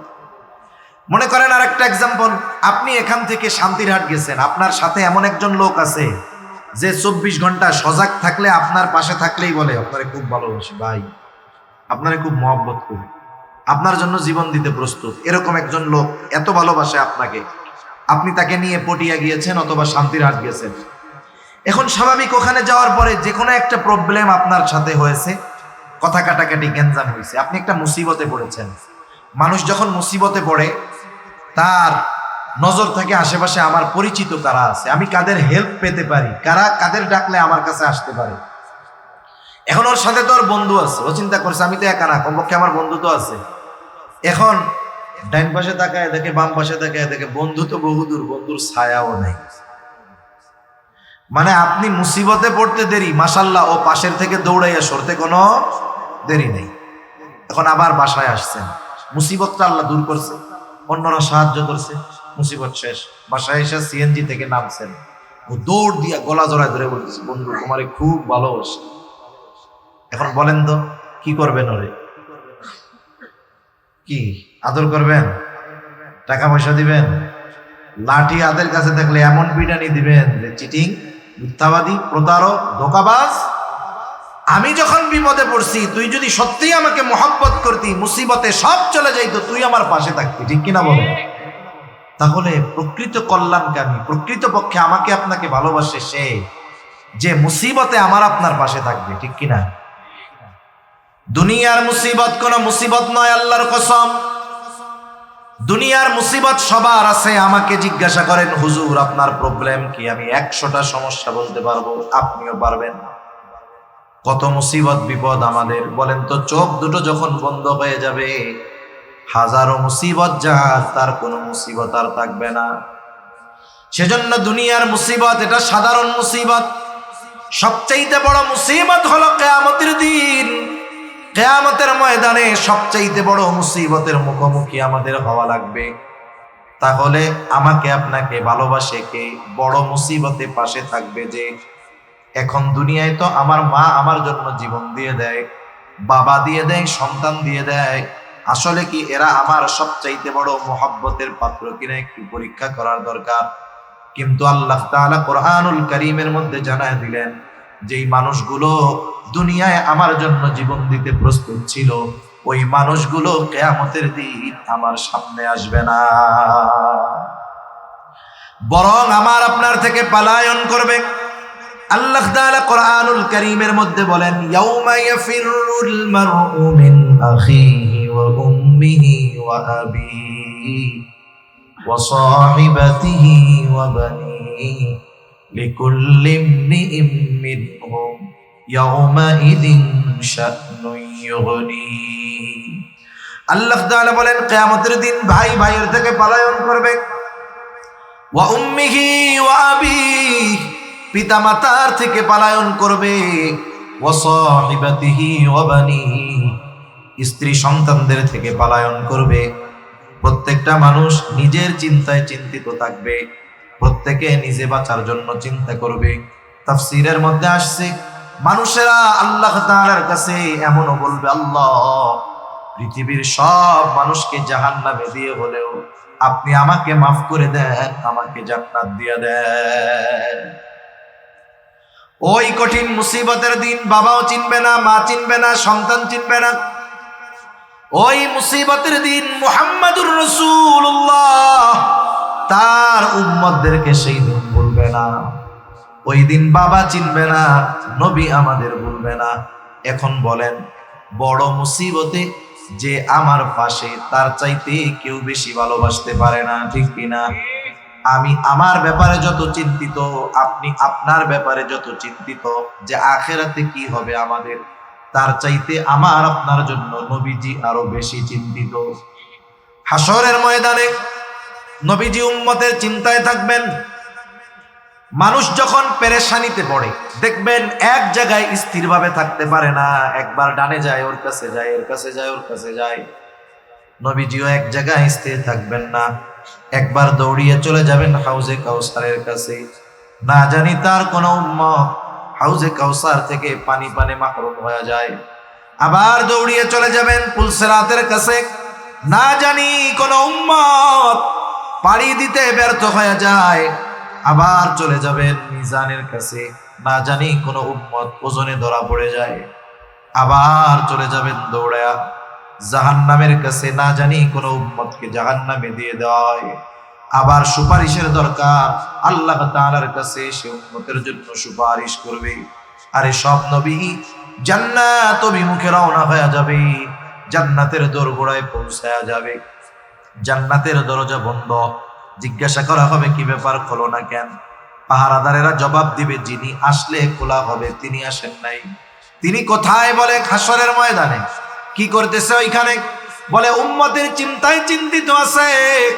নবীজি ততক্ষণ নিজে জান্নাত অভিমুখে রওনা হবেন না, যতক্ষণ না তার ওই উম্মত যার যাররা পরিমাণ ঈমান আছে তার ব্যাপারে আল্লাহ তাআলার পক্ষ থেকে যতক্ষণ না জান্নাতের নিশ্চয়তা আসবে, ততক্ষণ আমার আপনার নবী নিজে জান্নাত অভিমুখে রওনা হবে না। তাহলে নবীজির ভালোবাসা উম্মতের প্রতি কেমন, দরদ মায়া, আশা করি বুঝতে কষ্ট হয় নাই। বুঝতে পারছেন তো নবী কত ভালোবাসে, কত মহব্বত করে ভালোবাসে আমাকে, আপনাকে, আমাদেরকে। অনেক হাদিস বলা যাবে।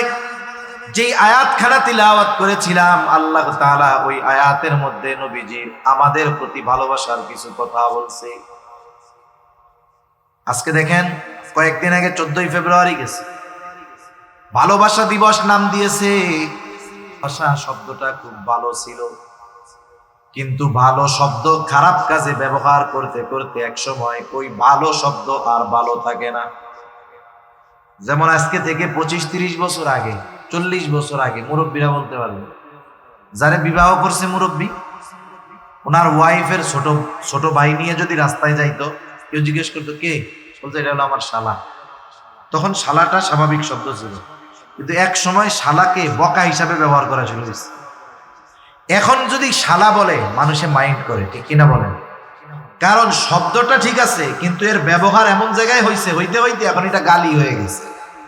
অনেকে তো গ্যাঞ্জাম লাগলে শুরুই করে এই শব্দ দিয়া, ঠিক কিনা? ভালোবাসা শব্দটা তো ভালো, ভালোবাসার সাথে ইমানের সম্পর্ক আছে, আল্লাহর সাথে বান্দার ভালোবাসা হবে, নবীর সাথে ভালোবাসা হবে। কিন্তু এই ভালোবাসা শব্দটাকে ব্যবহার করে এমন কিছু বিষয় সমাজে প্রতিষ্ঠিত করার অপচেষ্টা একটা গ্রুপ করতেছে, যারা আগামী প্রজন্মের চরিত্রকে ভালো রাখতে দিতে চায় না, ঠিক কিনা বলে? এজন্য আমাদেরকে সতর্ক থাকার দরকার। আগামী প্রজন্মকে নিজেদেরকে নিজেদের মূল্য বোঝার দরকার। আমরা যে মুসলিম, আমাদের যে কতটুকু দাম, আমার ক্যারেক্টার, আমার চরিত্রের কত দাম, এটা আমাদের বোঝার দরকার। হাসরের ময়দানে মিজানে যখন ওজন দেওয়া হবে, সওয়াব নেকি সব, নবীজিকে প্রশ্ন করা হইতেছে, আবু হুরায়রা রাদিয়াল্লাহু তাআলা আনহু থেকে বর্ণিত, যে মিজানে সবচেয়ে ওজন হবে কোন আমল? নবীজি বলতেছেন সবচেয়ে ওজন হবে উত্তম আখলাক, উত্তম চরিত্র মিজানে সবচেয়ে ওজন হবে। সুবহানাল্লাহ। এখন এই ভালোবাসা শব্দকে ব্যবহার করে যদি আমাদের তরুণ তরুণীদের চরিত্র শেষ করে দেওয়া যায়, তাহলে সবচাইতে দামি সম্পদটাকে মুহূর্তের মধ্যে বিনষ্ট করে দিয়ে দিল, ঠিক কিনা বলেন? এজন্য ভালোবাসা শব্দটা ভালো, কিন্তু এই শব্দটার ব্যবহার আস্তে আস্তে খারাপের দিকে হইতেছে। সেজন্য আমরা মুমিন বৈধ ভালোবাসার জায়গায় শুধু ভালোবাসার কথা বলবো। আপনি আপনার আব্বারে গিয়ে বলবেন, আব্বা আমি আপনাকে ভালোবাসি। মাকে বলবেন আমি আপনারে ভালোবাসি। ছেলেকে বলবেন তুমি আমার সন্তান, তোমারে আমি খুব ভালোবাসি। মেয়েকে বলবেন তুমি আমার মেয়ে, আল্লাহর জন্য তোমাকে ভালোবাসি। আপনার ইমাম সাহেবরা এসে বলবেন হুজুর আই লাভ ইউ, একমাত্র আল্লাহর জন্য। সওয়াব হবে কি হবে না? এক মুমিন অপর মুমিনকে যদি বলে যে আমি আপনাকে শুধুমাত্র আল্লাহর জন্য ভালোবাসি, তাহলে এই ভালোবাসা ইবাদত হবে, সওয়াব হবে। সুবহানাল্লাহ বলেন। তাহলে যেই ভালোবাসার মাধ্যমে আল্লাহর সন্তুষ্টি অর্জন করার মাধ্যম ছিল, এটাকে দিয়ে আমাদের সমাজটাকে ধ্বংস করে ফেলতে চায়। এজন্য আমরা আমাদের ভালোবাসার শব্দ ভালো জায়গায় ব্যবহার যত বাড়াবো, দেখবেন তত খারাপ জায়গায় এর ব্যবহার কমবে ইনশাআল্লাহ। কমানো যাবে না? হাদিসের মধ্যে আসতে তো এক মুমিন অপর মুমিনকে বলবে যে ভাই আমি তোমাকে শুধুমাত্র আল্লাহর জন্য ভালোবাসি, আল্লাহর জন্য ভালোবাসি, এটা বলতে হবে। তা নবীজি আমাদেরকে কত বেশি ভালোবাসেন, এই ভালোবাসার খবর স্বয়ং আল্লাহ তাআলা দিয়েছেন। কে দিয়েছেন? আমরা আশিকে রাসূল হতে চাই, কিন্তু এই আয়াতগুলোর আলোকে, কথাগুলোর আলোকে ভাই রে, নবীজিও তার উম্মতের জন্য কেমন আশেক, এটা চিন্তার বিষয়। আল্লাহ রাব্বুল আলামিন বলেন লাকাদ জাআকুম রাসূলুম মিন আনফুসিকুম আজিজুন আলাইহি মা আনিতুম হারিসুন আলাইকুম বিল মুমিনিনা রাউফুর রহিম। নবীজির উম্মতের প্রতি কেমন ভালোবাসা, এই ভালোবাসার কথা বর্ণনা করতে গিয়ে আল্লাহ তাআলা বলেন লাকাদ জাআকুম রাসূলুম মিন আনফুসিকুম, তোমাদের মধ্য থেকে তোমাদের জন্য এমন একজন রাসূলের আগমন ঘটেছে। সেই রাসূল কেমন রাসূল? শোনো, আজিজুন আলাইহি মা আনিতুম, তোমাদের জন্য যেটা কষ্টের সেটা তারও জন্য কষ্টের। কষ্ট হচ্ছে না তো আপনাদের? আমি আর বেশি সময় নিব না, অনির্দিষ্ট গন্তব্য কাছে হইলেও দূরে, তাহলে আমাদের গন্তব্যটা একটু নির্দিষ্ট করে ফেলি। এখন বাজতেছে আমার ঘড়িতে হয়তো 53-54 বাজে। আমরা চেষ্টা করব 12:10 থেকে 15-র মধ্যে শেষ করে দিতে। এই 10-20 মিনিট কষ্ট হবে না তো ইনশাআল্লাহ? এটা তাকবীর দেন, নারায়ে তাকবীর। না এইটাতে মনে হইতেছে যে কষ্ট হইতেছে। আপনাদের কষ্ট হইলেও তো আপনারা কষ্ট আমারে বুঝতে দিবেন না, সেজন্য জোরে বলেন নারায়ে তাকবীর। আরেকটু জোরে নারায়ে তাকবীর। মাশাআল্লাহ, মোটামুটি হয়েছে আর কি, পুরোপুরি হয় নাই। এখন আল্লাহ তাআলা আমাদেরকে নবী কেমন ভালোবাসে এটা বোঝানোর জন্য বলতেছেন, তোমাদের জন্য যেটা কষ্টের, তোমরা যাতে কষ্ট পাও, ওই কারণে নবীজিও কষ্ট পায়। আজীব এক ব্যাপার, আমি কষ্ট পাইলে নবীজি কষ্ট পাবে কেন? নবীজি সেই জন্য হলেন সমব্যথী, উম্মতের কষ্ট নবীজির জন্য কষ্টের কারণ হয়। কেন হয়? মনে করেন একজন মানুষ 2 বছরের বাচ্চা আছে, যার এই বিষয়টা তিনি বুঝবেন, যার সন্তান আছে তিনি অনুধাবন করতে পারবে। 2 বছরের বাচ্চা অসুস্থ হয়ে গেছে, প্রচন্ড জ্বর, গায়ে কেমন যেন গা ফেটে যাচ্ছে, জ্বরে আগুনে পুড়ে যাচ্ছে, এমন এমন গরম, চোখ দুটো ছলছল করতেছে। ছোট বাচ্চা এই জ্বরের তীব্রতায় সে মুখ দিয়ে তার কষ্টের শব্দ বের হচ্ছে। এখন বলেন তো, এই অবস্থায় যদি ওই বাচ্চার পাশে তার মা বাবা বসা থাকে, ওই বাচ্চা জ্বরের অসুস্থতায় যেমন কষ্ট পাবে, তার মা বাবাও কি তার চাইতে কম কষ্ট পাবে নাকি? তার মা বাবা আরো বেশি কষ্ট পাবে। আমরা উপমহাদেশের একজন মোগল সাম্রাজ্যের প্রথম সম্রাট জহিরুদ্দিন বাবর, ওনার ব্যাপারে আছে যে ওনার ছেলে হুমায়ুন সে অসুস্থ হয়ে গেছে। হুমায়ুন অসুস্থ হয়ে গেছে, বাবর আল্লাহ তাআলার কাছে দোয়া করতেছে। জহিরুদ্দিন বাবর উনি খুব ভালো ছিলেন, কিন্তু হুমায়ুন শিয়াদের দ্বারা প্রভাবিত ছিল। কেন? কারণ শেরশাহ সুরির কাছে পরাজিত হয়ে সে যখন পালিয়েছিল তখন শিয়ারা তাকে প্রটোকল দিয়েছে। আর হুমায়ুনের যে উপদেষ্টা ছিল সে ছিল শিয়া, যার কারণে হুমায়ুন শিয়াদের দ্বারা প্রভাবিত ছিল। কিন্তু জহিরুদ্দিন বাবরের ইতিহাস যে উনি একজন বুজুর্গ মানুষ ছিলেন, আল্লাহওয়ালা মানুষ ছিলেন। আমরা তো ইতিহাস জানি না, ইতিহাস আমাদের জানা দরকার। কারণ একটা জাতির ভিত গড়ে ওঠে তার অতীতের ইতিহাসের উপরে। যে জাতি তার ইতিহাস জানে না সে জাতি আগামী গড়তে পারে না। আমাদেরকে তো ফেসবুক, ইউটিউব, টুইটার এগুলো দিয়ে ইতিহাসকে বিকৃত করে আমাদেরকে পড়ানো হয়েছে। আমাদের বইগুলো ইতিহাস বিকৃত হয় না। যেমন দেখেন, আমরা কি বলি, কথায় শুধু কথা বাড়ে। আমরা কি বলি? আমরা বলি আমরা আছি ফিলিস্তিনের পক্ষে। কার পক্ষে? আমরা ইসরায়েলের স্বীকৃতি দেই না, কিন্তু আমাদের ইতিহাস বইয়ের মধ্যে ফিলিস্তিন নামে কোনো দেশই নাই। ম্যাপ একটা আইকে আমরা ইসরায়েলের নাম দিয়ে নিচ্ছি। এটাকে বৈধতা আমাদের পাঠ্যপুস্তকে ইনক্লুড করার মাধ্যমে বোঝা গেল আমরা মুখে একটা বলি, আসলে আমরা আর একটা করতেছি। এই কথাগুলো খুব আফসোসের সাথে বলতে হয়। বাস্তব ইতিহাস আমাদের জানা দরকার। কারণ যেই বিল্ডিং এর ফাউন্ডেশন, ভিত যত মজবুত তত উপরের দিকে ওঠা তার জন্য সহজ। আপনি যদি ফাউন্ডেশন ভালো দেন, আপনি যদি পাইলিং ভালো মতো করেন, তাহলে আপনি বিল্ডিং উপরে উঠাতে পারবেন। আর যদি পাইলিং ভালো মতো করেন নাই, একবারে উপর থেকে উঠানো শুরু করছেন, যতই কারুকার্য করেন, সৌন্দর্য করেন, জিপসাম করেন, এই করেন সেই করেন, 2 তলা থেকে 3 তলা যাবে, হালকা একটু ভূমিকম্প হবে, বিল্ডিংও যাবে, বিল্ডিং এ যারা থাকবে তারাও যাবে। ঠিক কিনা? এই জন্য আমরা আমাদের যদি আগামী গড়তে হয়, আমাদের অতীত আমাদেরকে জানতে হয়। 100 বছর আগেও মুসলমানদের যেই সোনালী অতীত ছিল, এই ইসলাম বিদ্বেষীরা 100 বছরের ব্যবধানে মুসলমানদেরকে তাদের প্রকৃত ইতিহাস থেকে বঞ্চিত করে ফেলছে। ইতিহাস বিকৃত কেমনে হয়? যারা স্কুল কলেজে পড়েন, মাদ্রাসা হোক আর স্কুল কলেজ হোক, ইতিহাস বইয়ের মধ্যে দেখবেন মুসলমানদের ইতিহাস যারা লেখছে সব খ্রিস্টান। অমুসলিমেরা মুসলমানদের ইতিহাস লিখেছে। আমাদের খুঁজতে হবে যে কোন মুসলিম দার্শনিক বা ঐতিহাসিক মুসলমানদের ইতিহাস লিখেছে।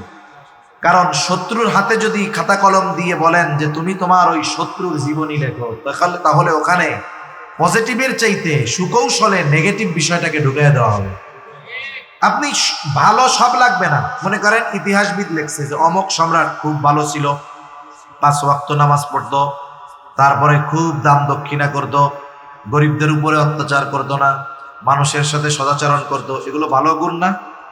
ভালো গুণ তো নাকি? ভালো গুণ। এখন এইগুলো লেখার পরে একটা দোষ লেখছে, তবে তিনি কি করতেন? কথার কথা, ওনার যদি কোনো মেয়েকে ভালো লাগতো জোরপূর্বক বিবাহ করতেন। বলেন তো, 50টা ভালো গুণ শোনার পরে লাস্টে যখন এটা শুনলেন, ওই ব্যক্তির ব্যাপারে আপনার আর ভালো ধারণা থাকবে? আরে তো ক্যারেক্টারগত প্রবলেম আছে, ওর যত ভালো কিছু থাকুক না, ওর তো ক্যারেক্টার ঠিক নেই।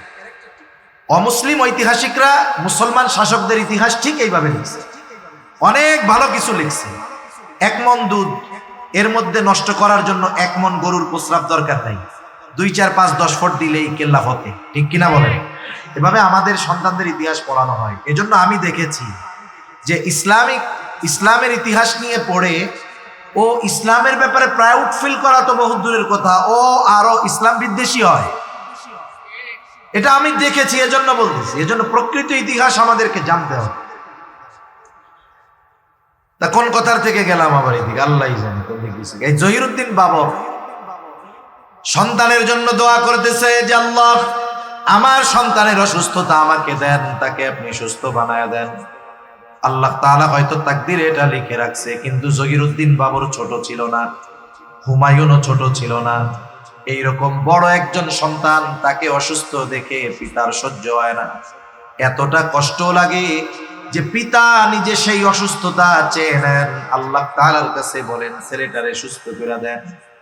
এই যে কেন এটা হয়, বলে মহব্বতের কারণে। সন্তানকে মা বাবা মহব্বত করে বিধায় সন্তান যদি কষ্ট পায়, মা বাবাও কষ্ট পায়। ওই সন্তান তাকে তার মা বাবা যত মহব্বত করুক না কেন, নবীর চাইতে বেশি মহব্বত উম্মতকে যত করেন ততটা করে না। এই জন্য নবী উম্মতের প্রতি মহব্বত ভালোবাসার কারণে উম্মত যেটাতে কষ্ট পায়, নবীজিও সেটাতে কষ্ট পায়।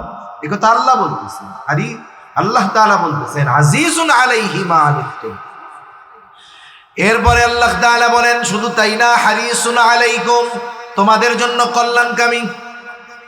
এর মানে নবীজি সর্বদা উম্মতের কল্যাণ চিন্তা করতেন, কোনটা করলে, কোথায় করলে, কোনটা করলে, কিভাবে করলে উম্মতের কল্যাণ হবে।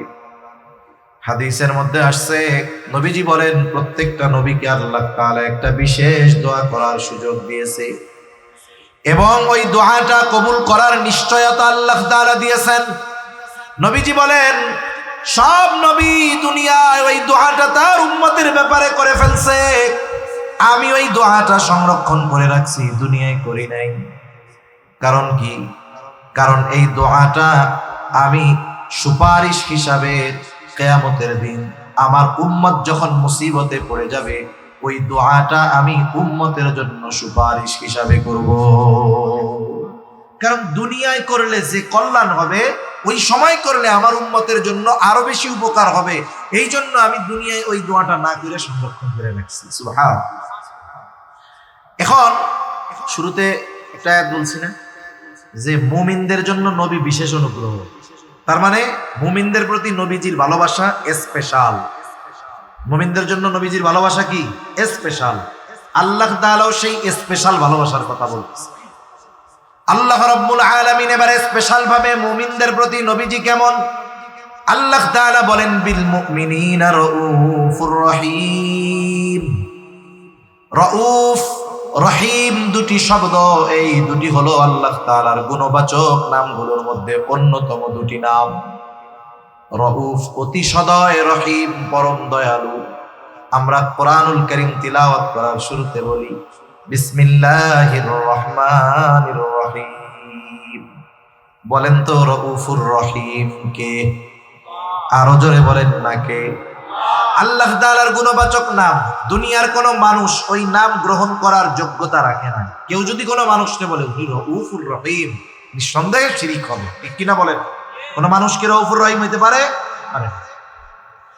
কিন্তু নবীজি উম্মতের প্রতি তার মুহাব্বত ভালোবাসা কেমন, উম্মতের প্রতি নবীজি কেমন সদয়, উম্মতের প্রতি নবীজির কেমন দয়া, এই কথাটা আমাদের বোঝানোর জন্য আল্লাহ তাআলা নিজের গুণবাচক নাম নবীজির সাথে ব্যবহার করে বলতেছেন কেমন যেন, ও দুনিয়ার মানুষ, কেমন নবী আমি আল্লাহ তোমাদেরকে দিয়েছি, যেই নবী তোমাদের জন্য হলেন রাউফুর রহিম, অতি সদয় পরম দয়ালু। নবীজিকে আল্লাহ বলতেছে যে নবী উম্মতের ব্যাপারে, তার মুমিন উম্মতের ব্যাপারে রাউফুর রহিম। এই কথাটা আমি শাব্দিকভাবে আপনাদের এই কথার গভীরতা বোঝানোর যোগ্যতা আমার নাই, কিন্তু কিছু কথা আছে এটা হৃদয় দিয়ে অনুধাবন করতে হয় যে আল্লাহ তাআলা নবীকে বলতেছেন যে নবী হলো তার মুমিন উম্মতের জন্য রাউফুর রহিম, অতি সদয় পরম দয়ালু। এখন বলেন নবীজি কি পরিমাণ ভালোবাসে আমাকে আপনাকে, এই ভালোবাসা পরিমাপ করার যোগ্যতা ক্ষমতাও আমাদের নাই, ঠিক কিনা? স্বাভাবিক কি বলে যে একজন যদি আমারে ভালোবাসে, আমি তারে ভালোবাসি, এটা হলো যুক্তি বলে। যে একজন আমার জন্য কল্যাণকামী, আমিও তার জন্য কল্যাণকামী। একজন কয় না, কেউ যদি আমার জন্য হাঁটু পানিতে নামে, আমিও তার জন্য হাঁটু পানিতে নামবো। সে যদি আমার জন্য এতটুকু করে, আমিও তার জন্য করবো। এটা তো করতেই হবে। কিন্তু নবীজির আমাদের প্রতি কত ভালোবাসা। এখন বলেন, যেই নবী এত ভালোবাসে, সেই নবীকে আমাদের ভালোবাসার দরকার আছে না নাই? কথা, যেই নবী আমাদের আশেক, আমাদের কি তার আশেক হওয়ার দরকার আছে না? উনি যে আমাদের ভালোবাসে ঘোষণা দিছেন কে? জোরে বলেন কে? আমাদের তার প্রতি কেমন ভালোবাসা হওয়ার দরকার? রাসূলুল্লাহ সাল্লাল্লাহু আলাইহি ওয়াসাল্লাম সেই জন্য বলেন, নবীজির প্রতি ভালোবাসা হলো মুমিনের ঈমান। নবীজি বলেন, লা ইউমিনু আহাদুকুম হাত্তা আকুনা আহাব্বা ইলাইহি মিন ওয়ালিদিহি ওয়া ওয়ালাদিহি ওয়ান নাসি আজমাইন। নবীজি বলেন, তোমাদের মধ্যে কেউ ততক্ষণ পর্যন্ত মুমিন হতে পারবে না যতক্ষণ না সে তার পিতা মাতা সন্তান সন্ততি এক কথায় সকলের চাইতে আমি নবীকে বেশি ভালো না বাসবে। তাহলে নবীজিকে সবচাইতে বেশি ভালোবাসা, এটাই ঈমানের দাবি। এখন কথা হলো, একজনকে সর্বোচ্চ ভালোবাসা যায় তাকে যদি সামনে পাওয়া যায়। আরে আবু বকর নবীকে সামনে পেয়েছে, নিজের সব সম্পদ এনে নবীর সামনে হাজির করে দিয়েছে। হযরত তালহা নবীজিকে সামনে পেয়েছে, উহুদের ময়দানে কাফেরদের অস্ত্র তীর বর্ষার সামনে নিজের বুকটাকে নবীর জন্য ঢাল বানায় দিছে। আমরা তো নবীজিকে সামনে পাই নাই, কিন্তু ভালো তো বাসতে মন চায়। নবীজিও জানে আমার একদল উম্মত আমাকে জীবনের চাইতে বেশি ভালোবাসতে চায়, সুযোগ পাইলে জীবন দিতেও পারবে, কিন্তু সব সময় তো জীবন দেওয়ার সুযোগ হবে না। কিন্তু তারা যদি আমাকে ভালোবাসতে চায়, কি করবে? নবীজি তাকে ভালোবাসার পদ্ধতি নিজে জানায় দিয়ে বলেন, মান আহাব্বা সুন্নতি ফাকাদ আহাব্বানি ওয়া মান আহাব্বানি কানা মাই ফিল জান্নাহ। নবীজি বলেন, যে আমার সুন্নতকে ভালোবাসবে সে আমি নবীকে ভালোবাসবে, আর নবীকে যে ভালোবাসবে, নবীজি জানায়া দিয়েছেন নবীর সাথে সে জান্নাতের মধ্যে অবস্থান করবে। নবীর সাথে জান্নাতে থাকতে পারা এটা বড় সৌভাগ্যের ব্যাপার। হযরত আনাস রাদিয়াল্লাহু তাআলা আনহু থেকে বর্ণিত, নবীজির কাছে একদিন এক গ্রাম্য সাহাবী আসছে। নবীজি আর একজনের সাথে কথা বলতেছেন, কথার মধ্যেই ওই গ্রামের সহজ সরল মানুষ নবীজিকে প্রশ্ন করতেছে, ইয়া রাসূলুল্লাহি মাতাস সাআহ, হে আল্লাহর রাসূল, কিয়ামত কখন হবে? লোকটার প্রশ্নের ভাব ছিল এইরকম যে সে কিয়ামতের জন্য বৈশা আছে, কিন্তু কিয়ামত আসতেছে না। এই জন্য নবী তাকে পাল্টা প্রশ্ন করলেন, মা আদাত্তা লাহা, তুমি কিয়ামতের জন্য কি পাথেয় সংগ্রহ করেছো? লোকটা বলল, আমি আল্লাহ এবং তার রাসূলকে ভালোবাসি। নবীজি এই লোকটার জবাবের মধ্যে কোনো কৃত্রিমতা দেখেন নাই, বাস্তবতা হৃদয় থেকে জবাব দিয়েছে লোকটা।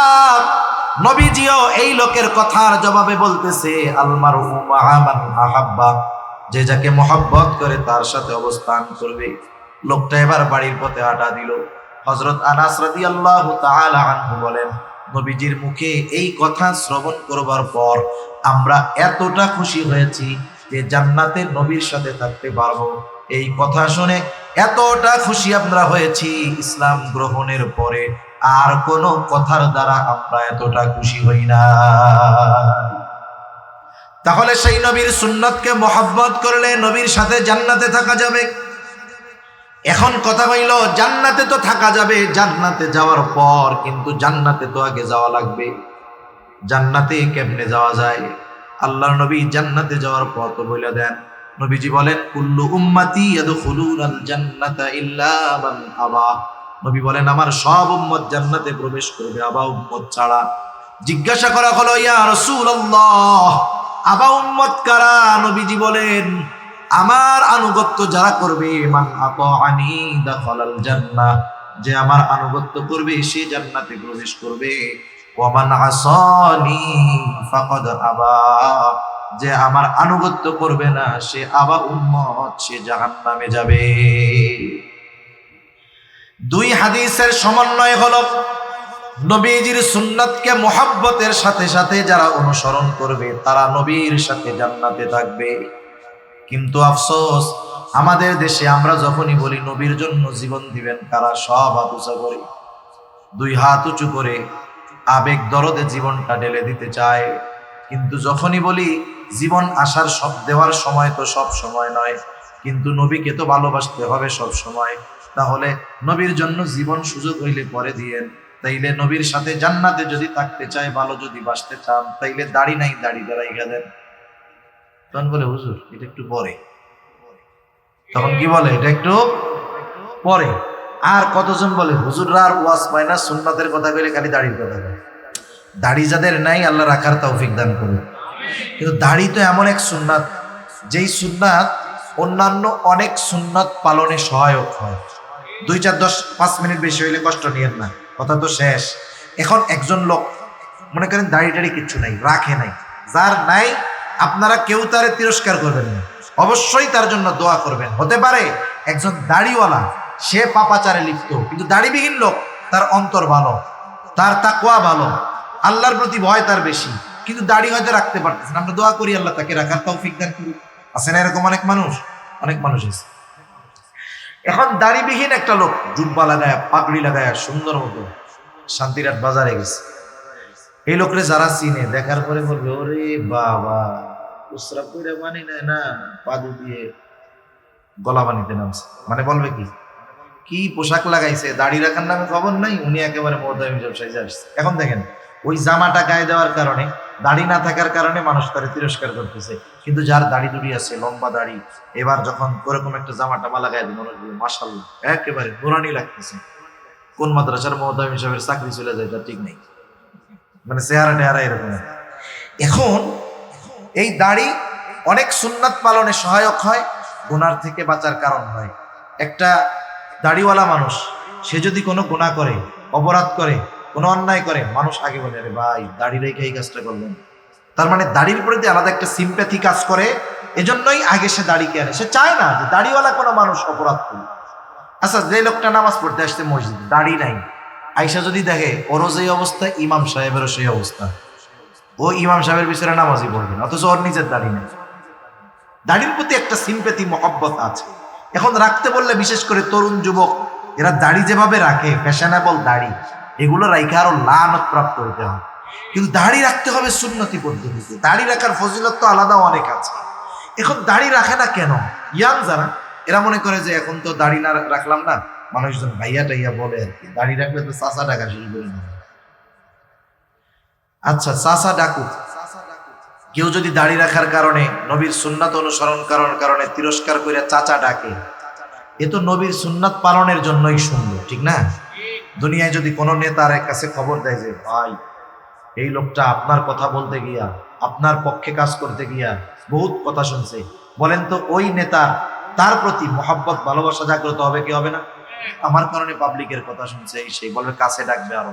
আরে নবীর সুন্নাতের কারণে যদি কথা শুনতে হয়, তাহলে নবী কি সেই উম্মতের ব্যাপারে সুপারিশ করবে না? এরা দাড়ি রাখে না। এখন আর এক দল রাখে না, ওরা ছাত্র না কিচ্ছু না, ওরা চাকরি বাকরিও করে, দাড়ি দুড়ি রাখে না, ঘুরে বেড়ায় গেলে দাড়ি রাখোস না কেন? হুজুর রাখবো না। কোন সময়? বলে বিয়ে শাদী করে এলে। বলে কেন রে, বিয়ে শাদী কি দাড়ির জন্য কি বিবাহ শাদী ঢেকে থাকে? এ হুজুরে জিজ্ঞাসা করেন তো, হুজুর যে দাড়ি রাখছে এর লেগে কি বিবাহ শাদীতে সমস্যা হয়েছে নাকি? দাড়িতে তো বিবাহ ঠেকে না। বলে না হুজুর, সমস্যা তো এটা না, ভালো মেয়ে এরা পছন্দ করে না। কি বলে ভালো মেয়ে দাড়ি পছন্দ করে না? এখন দেখেন আমি আপনারে বলি, যেই মেয়ে ভালো, নবীজি বিবাহের ক্ষেত্রে 4টা জিনিস দেখার কথা বলছেন না, ধন সম্পদ, বংশ, সৌন্দর্য, দিন। দিনের ব্যাপারে বলেন ফাদফার বিদাতিদ দিন, দিনকে প্রাধান্য দেয়। তার মানে 3টা আছে, দিন নাই ওটা বাদ দিয়ে দাও। দিন আছে সাথে একটা আছে ধরো, দিন আছে একটা আছে ধরো, দিন আছে ওর 3টার একটাও নাই। যদি বিবাহ হয়ে যায় সবর করো, আল্লাহ তাআলা ওর মধ্য থেকে এমন সন্তান দিবে যেটা তোমার আত্মার প্রশান্তির কারণ হবে, ঠিক কিনা বলেন? এখন তুমি হয়তো চিন্তা করতেছ মেয়েটা তো সুন্দর, আবার এক বাপের এক মাইয়া, কাম তো সারছে, আবার বংশও ভালো। এখন যদি দাড়ি রাইখা যদি এই মিস করে ফেলাই, এটা হবে না। তুমি যতই সুন্দরী দেখো না কেন, তুমি যতই টাকা পয়সাওয়ালা দেখো না কেন, তুমি যতই বংশ দেখো না কেন, দিনকে যখন বাদ দিছো, মরার পরে তুমি জান্নাতে যাবে না জাহান্নামে যাবে আল্লাহ জানে। কিন্তু যেই মেয়ে সুন্নাতকে পছন্দ করে না, ও যদি ওয়ার্ল্ড সুন্দরীও হয়, বিশ্ব সুন্দরীও হয়, বিশ্বের সবচেয়ে ধনীও হয়, সবচাইতে বড় বংশেরও যদি হয়, তোমার ঘরে আসার পরে তুমি মোটামুটি ছোটখাটো একটা জাহান্নাম দেখতে পারবা। দুনিয়ার জাহান্নাম কোনটারে বলে জানেন? পারিবারিক অশান্তিকে বলে দুনিয়ার জাহান্নাম। এজন্য দিনকে প্রাধান্য দাও। সর্বশেষ একটা কথা বলে আমি আলোচনা শেষ করি। বলেন তো, আমরা কি দুনিয়ায় কেউ বাইচা থাকবো? 2-4 জন আছেন নাকি যে না হুজুর আমরা আবে হায়াত পান করছি, কাজ হবে না? যদি হায়াত 500 বছরও পান, এক সময় শেষ হবেই, ঠিক না? এখন আমরা মারা যাব, মারা যখন যায় মানুষ মাইকে খবর প্রচার করে না অমুক মারা গেছে। এখন আমরা মানুষের মৃত্যুর খবর শুনি, একদিন আমার খবর মানুষেরা শুনবে। মানুষ যখন মারা যায় কি করে? মানুষ মারা যাওয়ার পরে তাকে সুন্দর মতো গোসল দেওয়া হয়। যদি মুসলিমের লেভেল থাকে, পরিপূর্ণ মুসলমানিত্ব নাও থাকতে পারে, কিন্তু নাম পরিচয় বংশ যদি মুসলমান হয় তাহলে তাকে গোসল দেওয়া হবে। আরে নাস্তিক হুমায়ুন আজাদ, স্বঘোষিত নাস্তিক, মারা গেছে, গোসল দিছে, জানাজা দিছে, কবরও দিছে। যেহেতু মুসলমানের লেভেল আছে, নামে মুসলমান, আমাকে আপনাকে গোসল দিবে, কাফন পরাবে, এরপরে জানাজা হবে। জানাজার পরে লাশটা নিয়ে চলে আসবে কবরস্থানে। কবরের মধ্যে লাশটা যখন রাখবে, দোয়া পড়বে, বিসমিল্লাহি ওয়া আলা মিল্লাতি রাসূলিল্লাহ। এটা আমার বেলায়ও বলবে, আপনার বেলায়ও বলবে। বলা যায় না, এই বলাটা হয়তো আগামী কালও হতে পারে, কয়েকদিন পরেও হতে পারে, হায়াতের কোনো নিশ্চয়তা নেই। এখন যখন বিসমিল্লাহি ওয়া আলা মিল্লাতি রাসূলিল্লাহ বলে কবরে রাখে, জিজ্ঞাসা করেন উলামায়ে কেরাম আছে কি বলে? বলে আল্লাহ, আল্লাহর নামে বিসমিল্লাহ, আল্লাহর নামে কবরে রাখতেছি। কারে? ওয়া আলা মিল্লাতি রাসূলিল্লাহ, এমন এক ব্যক্তিকে যে রাসূলের মিল্লাতের উপরে ছিল, আই সুন্নতি রাসূলিল্লাহ, অর্থাৎ এমন এক ব্যক্তিকে আল্লাহর নামে এখন কবরস্থ করতেছি যেই ব্যক্তির গোটা হায়াত নবীর সুন্নাতের উপরে পরিচালিত হয়েছে। যখন মারা গেছে সুন্নাতের উপরেই ছিল, এখন কবরে রাখতেছি, এখনো সুন্নাতের উপরে আছে। কষ্ট পাবেন না, কাউকে কষ্ট দেওয়া আমার উদ্দেশ্য নয়। মনে করেন এই দোয়াটা যার ব্যাপারে বলা হলো তার মুখে নবীর সুন্নাতের দাড়ি নাই, সারাটা জীবন সুন্নাতওয়ালাদের বিরোধিতা করে গেছে, যেহেতু মুসলমান পরিচয়, ওই ব্যক্তির ক্ষেত্রেও এই দোয়াটা পড়ে কবরে রাখা হবে। একটু বলেন তো, ওই ব্যক্তির সাথে যেই কথাটা বলা হলো, এই কথাটা ওই ব্যক্তির ব্যাপারে সত্য হবে নাকি মিথ্যা হবে? কোনো সন্দেহ নাই মিথ্যা হবে। আমাকে আপনাকে অনন্তকালের ওই সফরের প্রথম ঘাটি কবরে মিথ্যা কথা বলে রেখে আসবে। এজন্য আমাদের উচিত জীবনটাকে এমন ভাবে সাজানো, আমি যদি এখান থেকেই মারা যাই, আমার ব্যাপারে যদি বিসমিল্লাহি ওয়া আলা মিল্লাতি রাসূলিল্লাহ বলে কবরে রাখা হবে, আমার ব্যাপারে কথাটা যেন সত্য হয়, যখনই মরব ওই কথাটা যেন আমার জন্য সত্য হয়। এভাবে যদি জীবন আমি আপনি গড়তে পারি, তাহলে ওই জীবন দুনিয়াতেও যেমন সুন্দর হবে, ওই জীবন আমার আখিরাতকেও সুন্দর করে তুলবে। এজন্য নবীর সুন্নাতকে মহব্বতের সাথে অনুসরণ করেন। আল্লাহ সুবহানাহু ওয়া তাআলা দুনিয়ার অনেক কঠিন জিনিসকে সহজ করে দিবে। আল্লাহ সুবহানাহু ওয়া তাআলা কথাগুলো আমাদের বুঝবার, আমলের কথাগুলো আমল করবার তৌফিক দান করেন। সকলে বলি আমিন। ওয়া আখিরু দাওয়ানা আনিল হামদুলিল্লাহি রাব্বিল আলামিন। আসসালামু আলাইকুম ওয়া রাহমাতুল্লাহি ওয়া বারাকাতুহু।